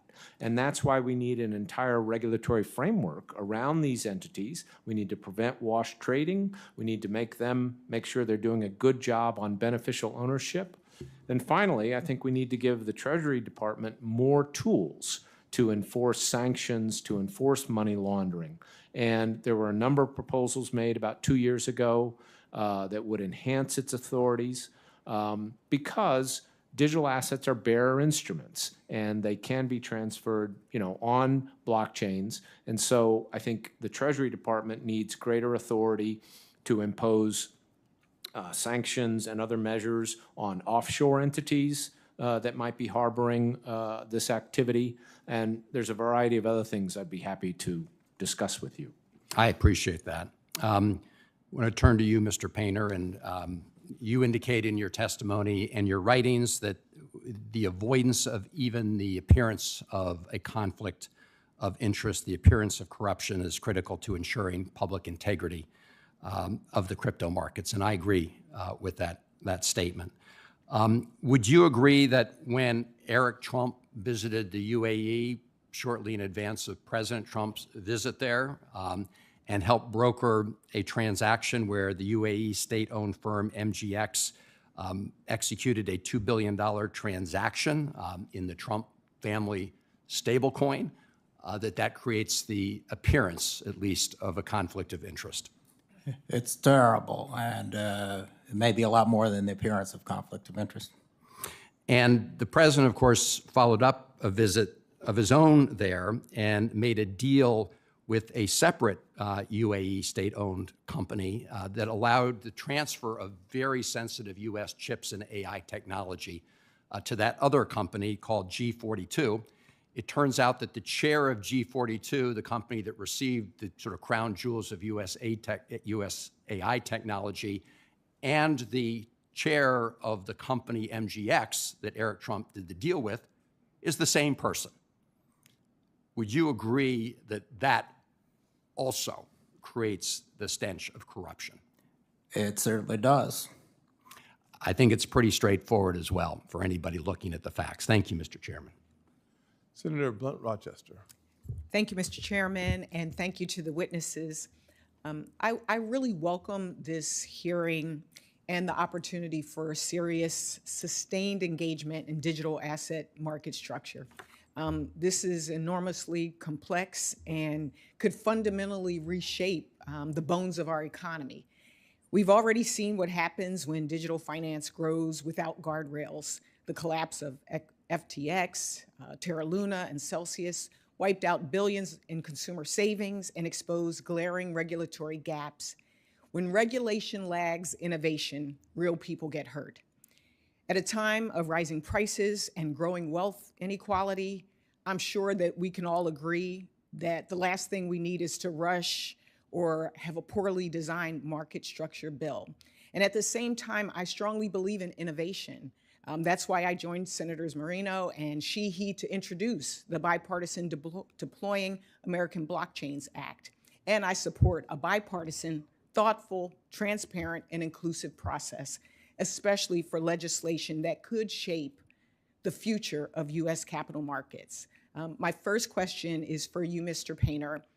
What are the risks if Congress moves forward too quickly in legislating without broad input and clear understanding of market consequences?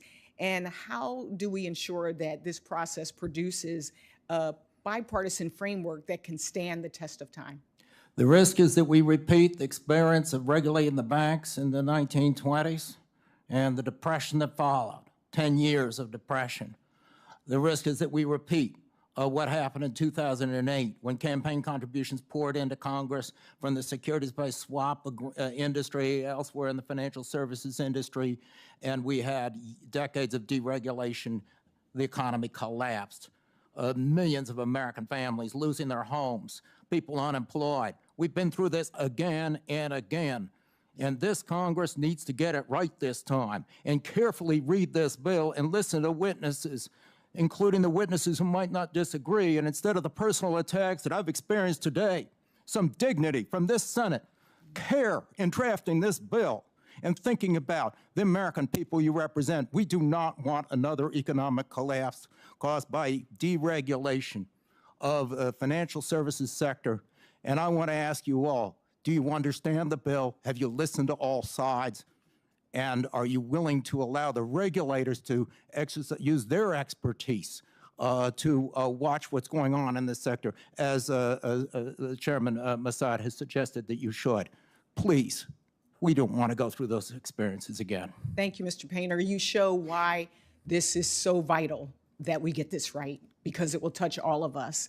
Mr. Massad, some proposals would let crypto companies decide for themselves which rules apply and which regulator they'd answer to. And that sounds a lot like the businesses picking their own cop on the beat, so to speak. How should Congress design a system that applies the rules fairly and earns the public's trust? Well, I think Congress should think in terms of principles, not trying to write detailed rules, because I think those can quickly become obsolete.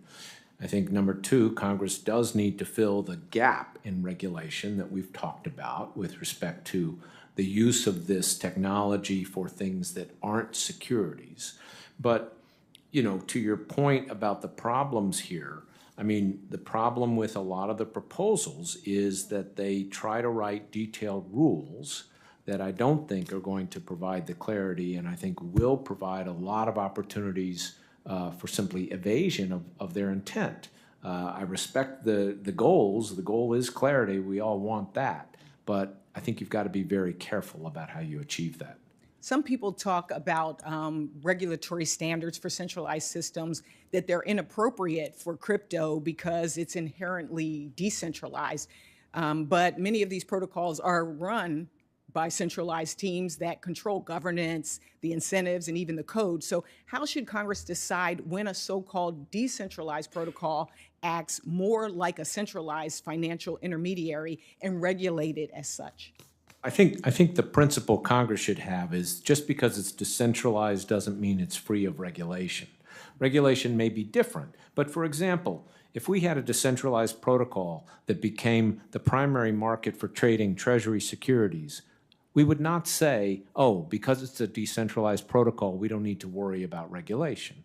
So I think we may need different rules, but we still need rules. Thank you so much. I yield back. Thank you, Senator Kim. Yeah, thank you, Chairman. Mr. Levin, I'd like to just start with you. You know, I had gone through the Chainalysis 2025 Crypto Crime Report. First of all, thank you for that type of detail. But I wanted to ask you if you could elaborate on the role of mixers, other types of smart contracts, other types of anonymization tools in terms of facilitating illicit finance, illicit trading.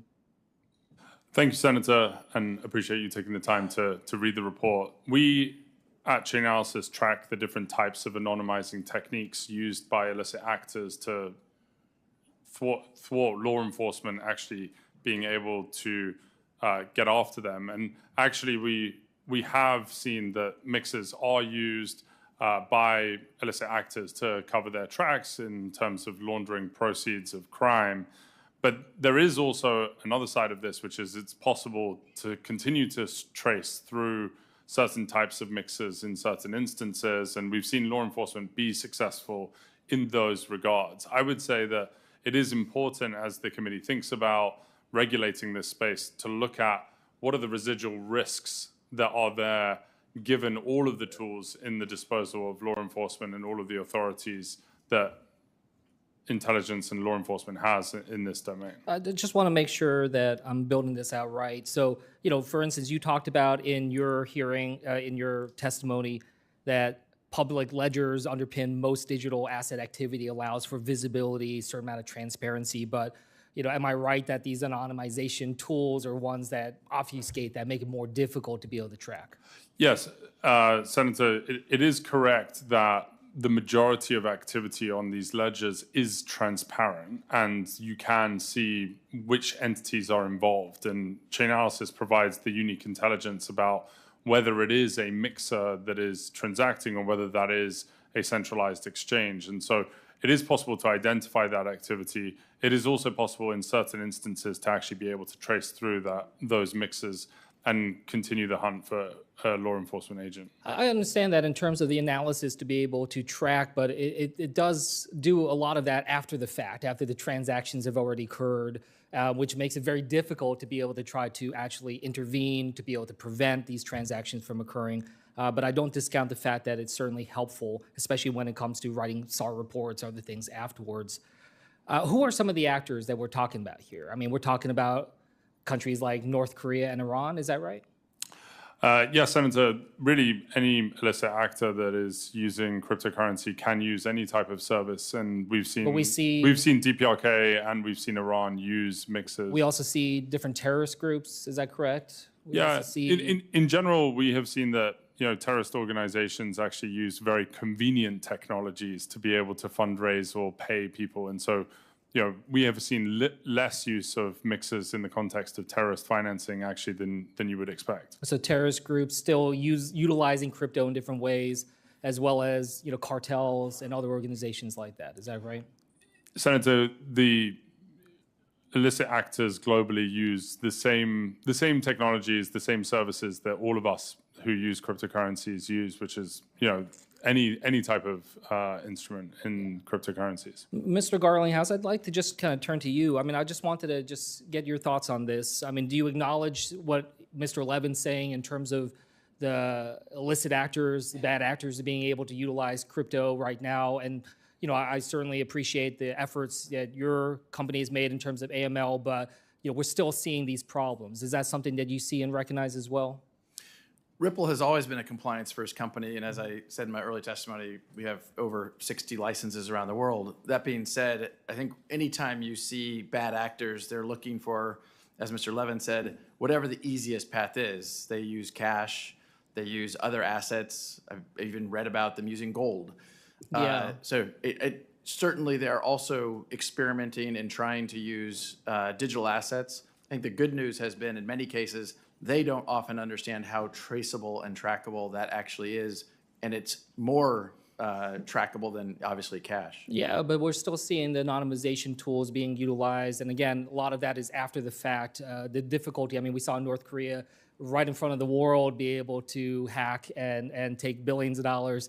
We can see them moving around, but we had difficulty to be able to actually intervene. I don't discount the fact that we're never going to be able to stop it all. We can't stop it with cash. I think the problem that I see is that I used to work on counter-terrorist financing, and the sheer scale of this is enormous. It's an industrialization of North Korea's ability. They don't need to counterfeit anymore. They're finding ways to be able to do this. So I just hope that we can work together with industry, because I believe that industry doesn't want to have crypto be able to utilized in this way. I worry about the trajectory, what it might do to evade sanctions and other types of efforts. And this is something that I hope that we can address, especially when we're talking about over $50 billion just last year being used for illicit actors in this space. So I hope that this is something we can build off from.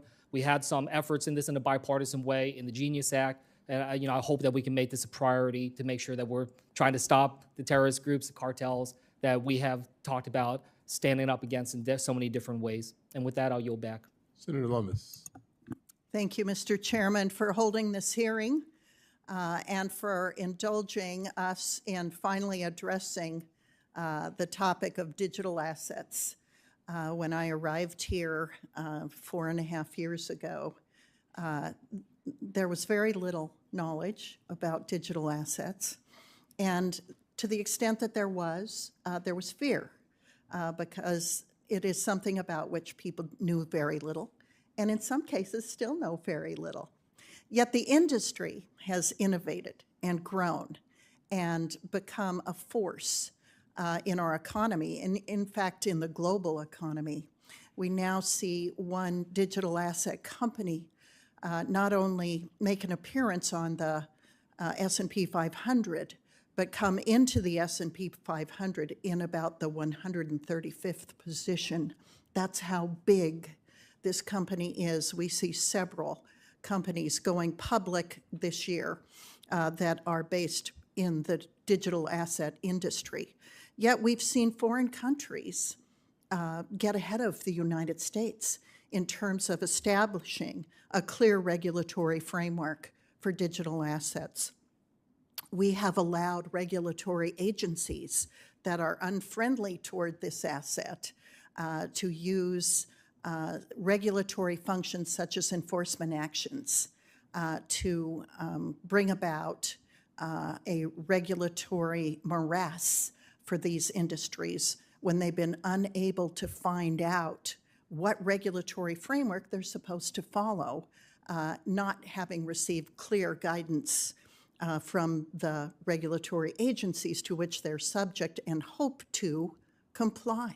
So we finally have an industry coming and requesting regulation so we know the rules of the road, so we can integrate this tremendous new technology into our economy. And so the time has come, and Mr. Chairman, I'm so pleased that you recognize the relevance, importance of the United States leading in this space. I also want to thank Senator Kirsten Gillibrand, who joined me shortly after I arrived here in drafting legislation that has been out for 4 years, that people could look at, that people could comment on, that we could reform and change as the industry grew, and their ability to shape the regulatory framework that protects consumers, but that also works for the innovators. And that is the point at which we've arrived today. We are ready to take that step. So I want to thank my colleagues on the other side of the aisle for their diligence in working with our side of the aisle to bring legislation about, starting with the Genius Act that dealt with the stablecoin component of digital assets, and now moving into the commodities and securities portion of a market framework. I believe we're taking the right step and not a moment too soon. You know, government's always been afraid of innovation, and the innovators in our country have had to cross barriers in order to achieve what humans are capable of and have to fight government to surpass. You look at the internet, that the cypherpunks of the 80s and 90s were creating code and using cryptography, and the government was afraid of it, so the NSA called it a weapon, cryptography a weapon, and classified it as something that should not be available to the general public. But our courts in this country decided that cryptography and code writing is protected free speech under the First Amendment. And that was a game changer. It made it possible for those very brilliant minds to make available to each other through open source the cryptography and code writing that made it possible in 2009 for the first digital assets to appear on the scene. So now we're at the point where from 2009 and where we are today, we have a mature industry that is asking us to provide clear rules of the road.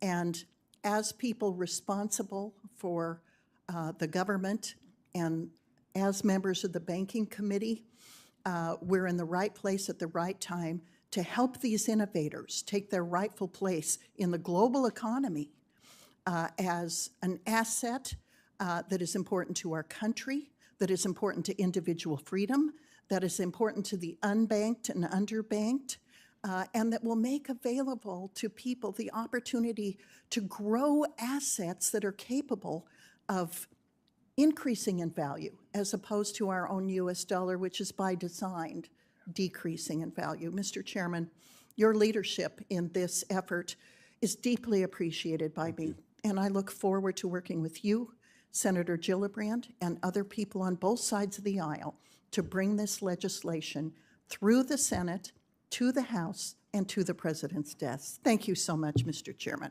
Absolutely. Thank you for your leadership on such an important topic. And let me just get through some of my necessary comments, and then I'll close with a couple comments about Senator Lummis and Gillibrand and others. For senators who wish to submit questions for the hearing record, Those questions are due 1 week from today, Wednesday, July 16th. To our witnesses, you will have 45 days from that day to submit your responses to questions for the record. Thank you for your attendance to the panel today. In closing, I'd like to thank you for your time.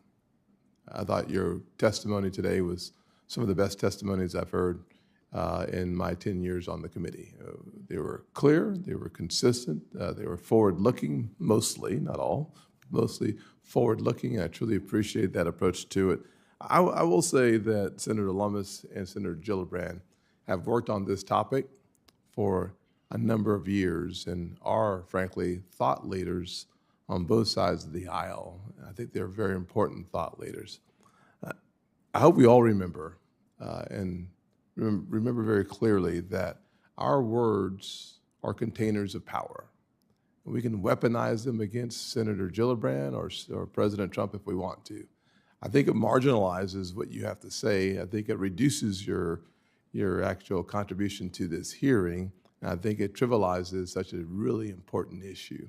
And I think we should keep our focus on the main thing. And the main thing is safeguarding investors, protecting the marketplace, and protecting our nation's security. And that should be our objective. And that's what I heard mostly here today. All right, guys, enough of that, dude. Yeah, it's obviously done. You already saw the, you already saw the freaking people leaving and shit. It's obviously over. Wow, dude. That was such, oh God. That was pretty bad. Here, let's get the XRP charts up. And, yeah, I'm closing that out. It's obviously, it's like it's already done.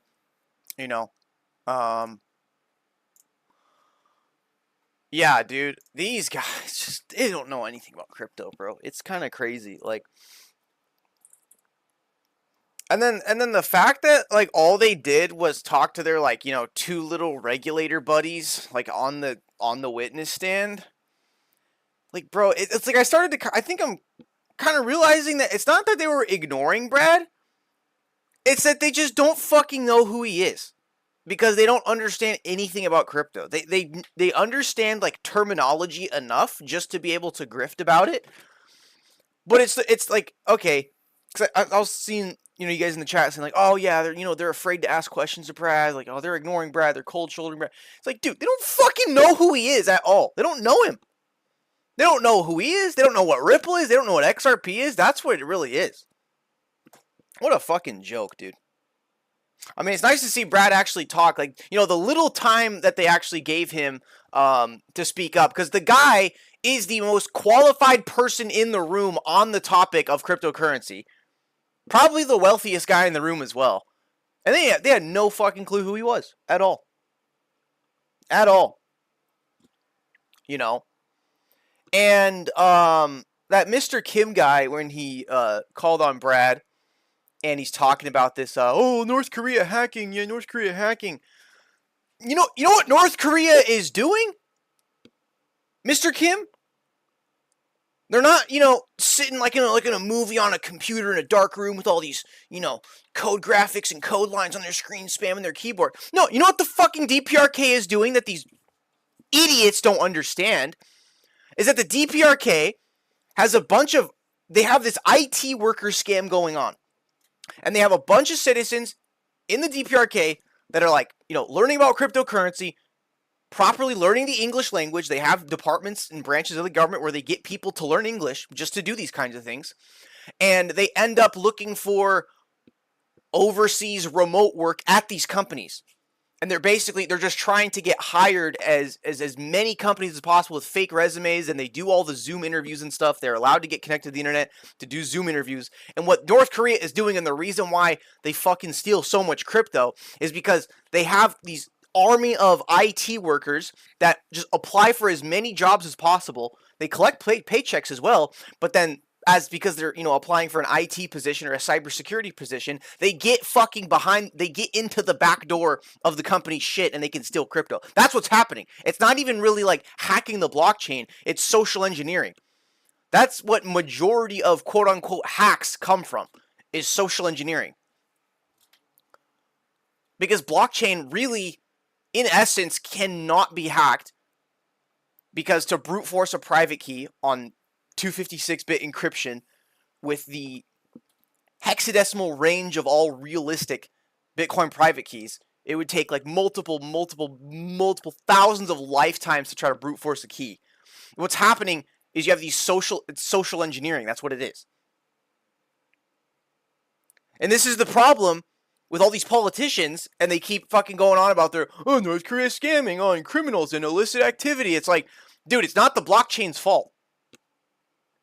It's not the blockchain's fault, you know, some small mid-sized crypto startup with a decent amount of reserves, they fucking hire remote workers, have no idea they're hiring DPRK agents that provide a backdoor, and then they steal money. Yeah. Do you think that's the blockchain's fault? No. Bro, like, all crypto, there's really, like, sure, there's been real hacks in the past that have, like, you know, that have just actually been, like, just literal, you know, brute force and finding some sort of consistency in a string of private keys along the elliptic curve. Like, sure, that has happened before because of OG, you know, early Bitcoin wallets and the way they worked, and their RNG was not exactly up to speed with today's standards. But they don't really realize that a lot of these hackings is, dude, it's social engineering. Yeah, if you click and believe on every single email you get about your crypto wallet, that's a, you know, it needs some kind of update to ensure security. Yeah, of course you're gonna get fucking hacked. Social engineering, that's all it is. That's all it is. You know? So it's like, God, Brad, like, dude, he had like just a little bit of time to talk, but he was the only one in the room that did not do some beat around the bush word salad about, oh, regulations, oh, protections, regulation, protection, regulation, protections. Good God, dude. I don't think I'm filing taxes this year, dude. I don't think I'm filing tax for 2025. I feel like I'm actually getting scammed for paying taxes because this is the fucking idiots that run. They don't know anything about it, dude. Like, I understand crypto is not, you know, the easiest topic to learn about, but it's like, yeah, it's your fucking job to learn about it and to provide regulations for it. So how about you fucking do it, you know? And then the that one old head on the testimony that's going on like, oh, yeah, these crypto lobbyists, they're stuffing the pockets of these politicians, their special interests. Well, yeah, guess what? These fucking politicians, they won't fucking do anything unless you give them money. Of course they're not going to fucking do anything on something they don't understand unless they get their pocket stuffed. Yeah, so we're like kind of forcing it to go through. You know what I mean? And what mic am I using? Am I using the right mic? Okay, I'm not getting the loop feedback. Test, wait. Test, yeah, I don't know.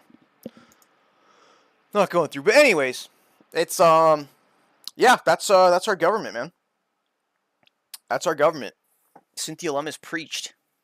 I don't even think she's ever even conducted a crypto transfer herself. I'm kind of convinced of that.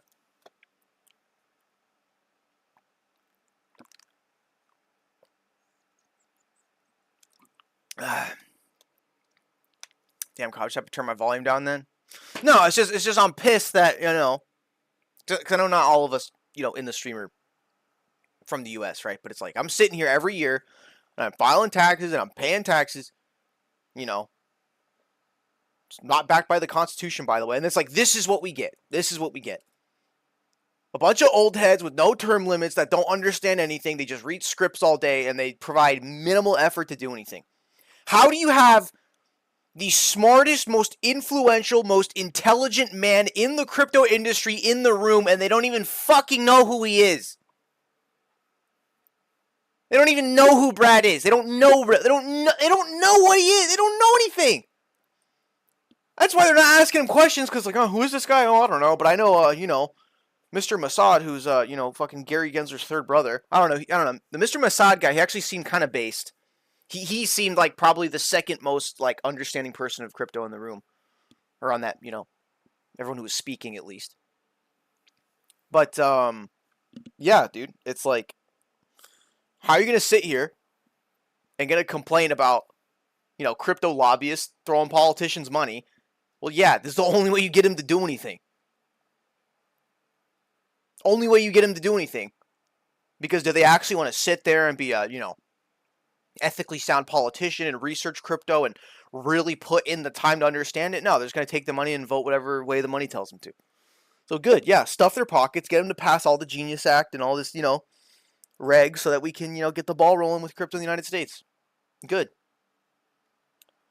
Good. But it's disappointing they don't even know who Brad is, bro. Like, in that whole entire room, I guarantee you he's probably the most wealthiest guy, like, by net worth in that room.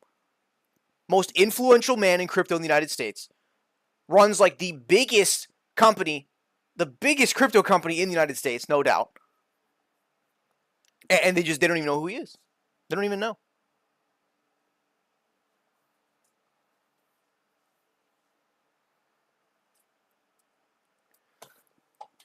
Okay, Bitcoin holder, you're just getting banned, dude. You're, like, actually putting false information in the chat. He's like, oh, ask ChatGPT or Google. Yeah, you actually asked ChatGPT about XRP stuff? Idiot. At least they acknowledge that crypto's here to stay and that needs clear regulations. Yeah, true, but when I shove out fucking 5 figures in taxes every year, I feel like we should be getting a little more than that. You know what I'm saying?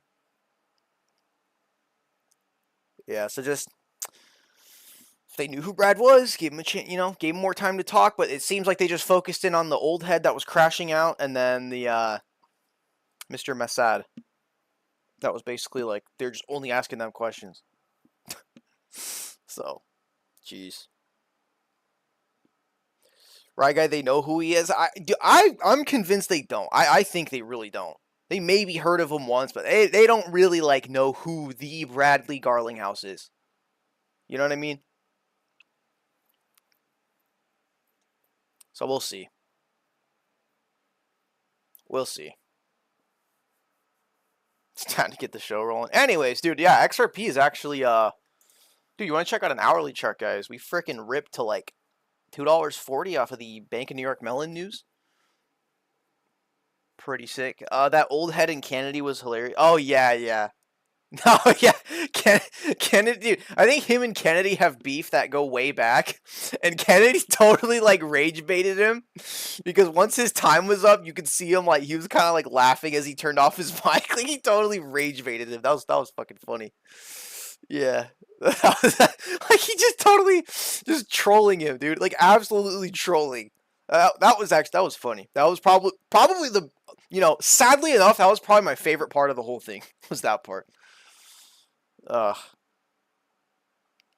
They ignored Brad on purpose. They all know XRP will be crowned. I don't know. I think they're just so stuck up in themselves being politicians and taking backdoor deals and bribes and all that shit. And secret society. I don't know. I really feel like they don't know who he is. Right, guy. I appreciate you streaming that, bro. Yeah.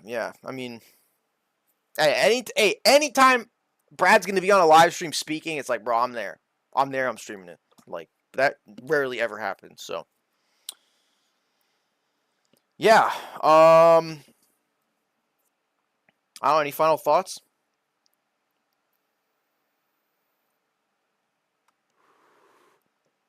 I mean, do we actually get like an XRP bump today?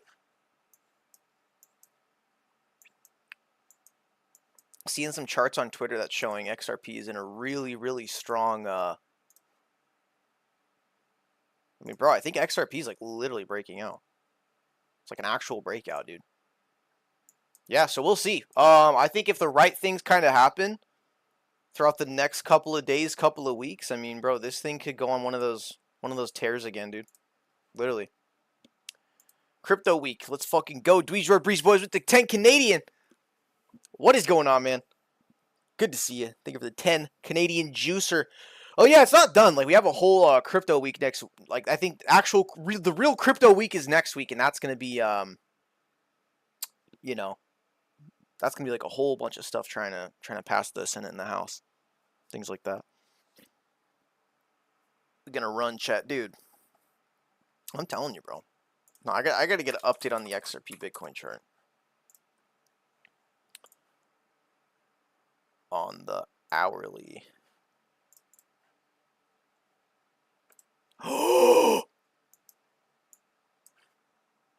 Wait.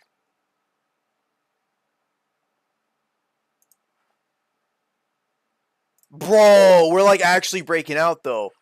Not gonna lie, fam. Not gonna lie, fam. We're actually like breaking out here. No shit. Yo. That's kind of crazy. Dude, yeah, no, because like 1, 2, 3, 4, 5, 6, 7, 8 times rejected, and it fucking broke through, man. That's kind of wild, bro. Because that's saying like if XRP runs up to like 2,500 Satoshi value, if it tries to run to that level, that's putting us at like about a $3 XRP right there. Yo. Damn, I didn't know that. Sheesh. Alex, this month and the next month is gonna be hot. Whew, better be, man. I'm ready. Better be. I want to look at the XRP. The monthly, what this is looking like. Wow. Dude. July, man. I'm telling you, July. Fellas, $3 this month. Yo, looking good. Looking good.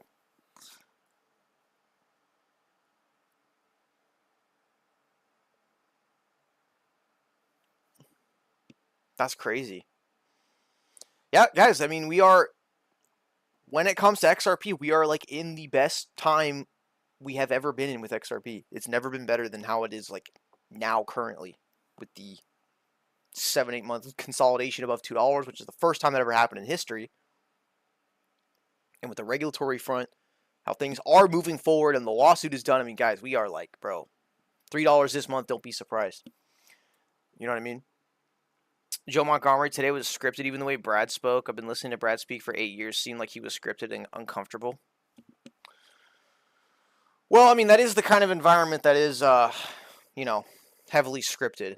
So maybe like to be a witness, you have to be scripted or something. I don't know.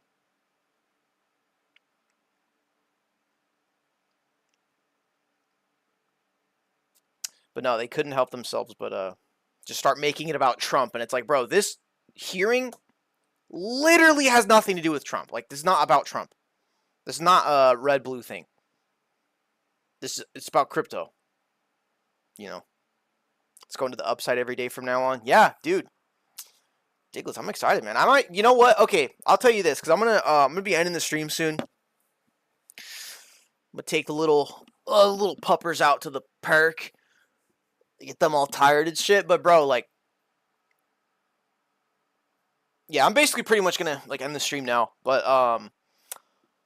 if XRP keeps acting up and acting a little fizzy, you know, maybe goes to like 241, 242, 245, I'll be back on again for a second stream today. Not gonna lie, for like a late night stream.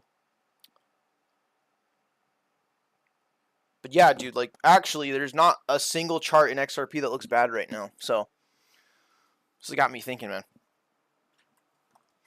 Anyways, fellas, that's going to be it. Maybe another stream later.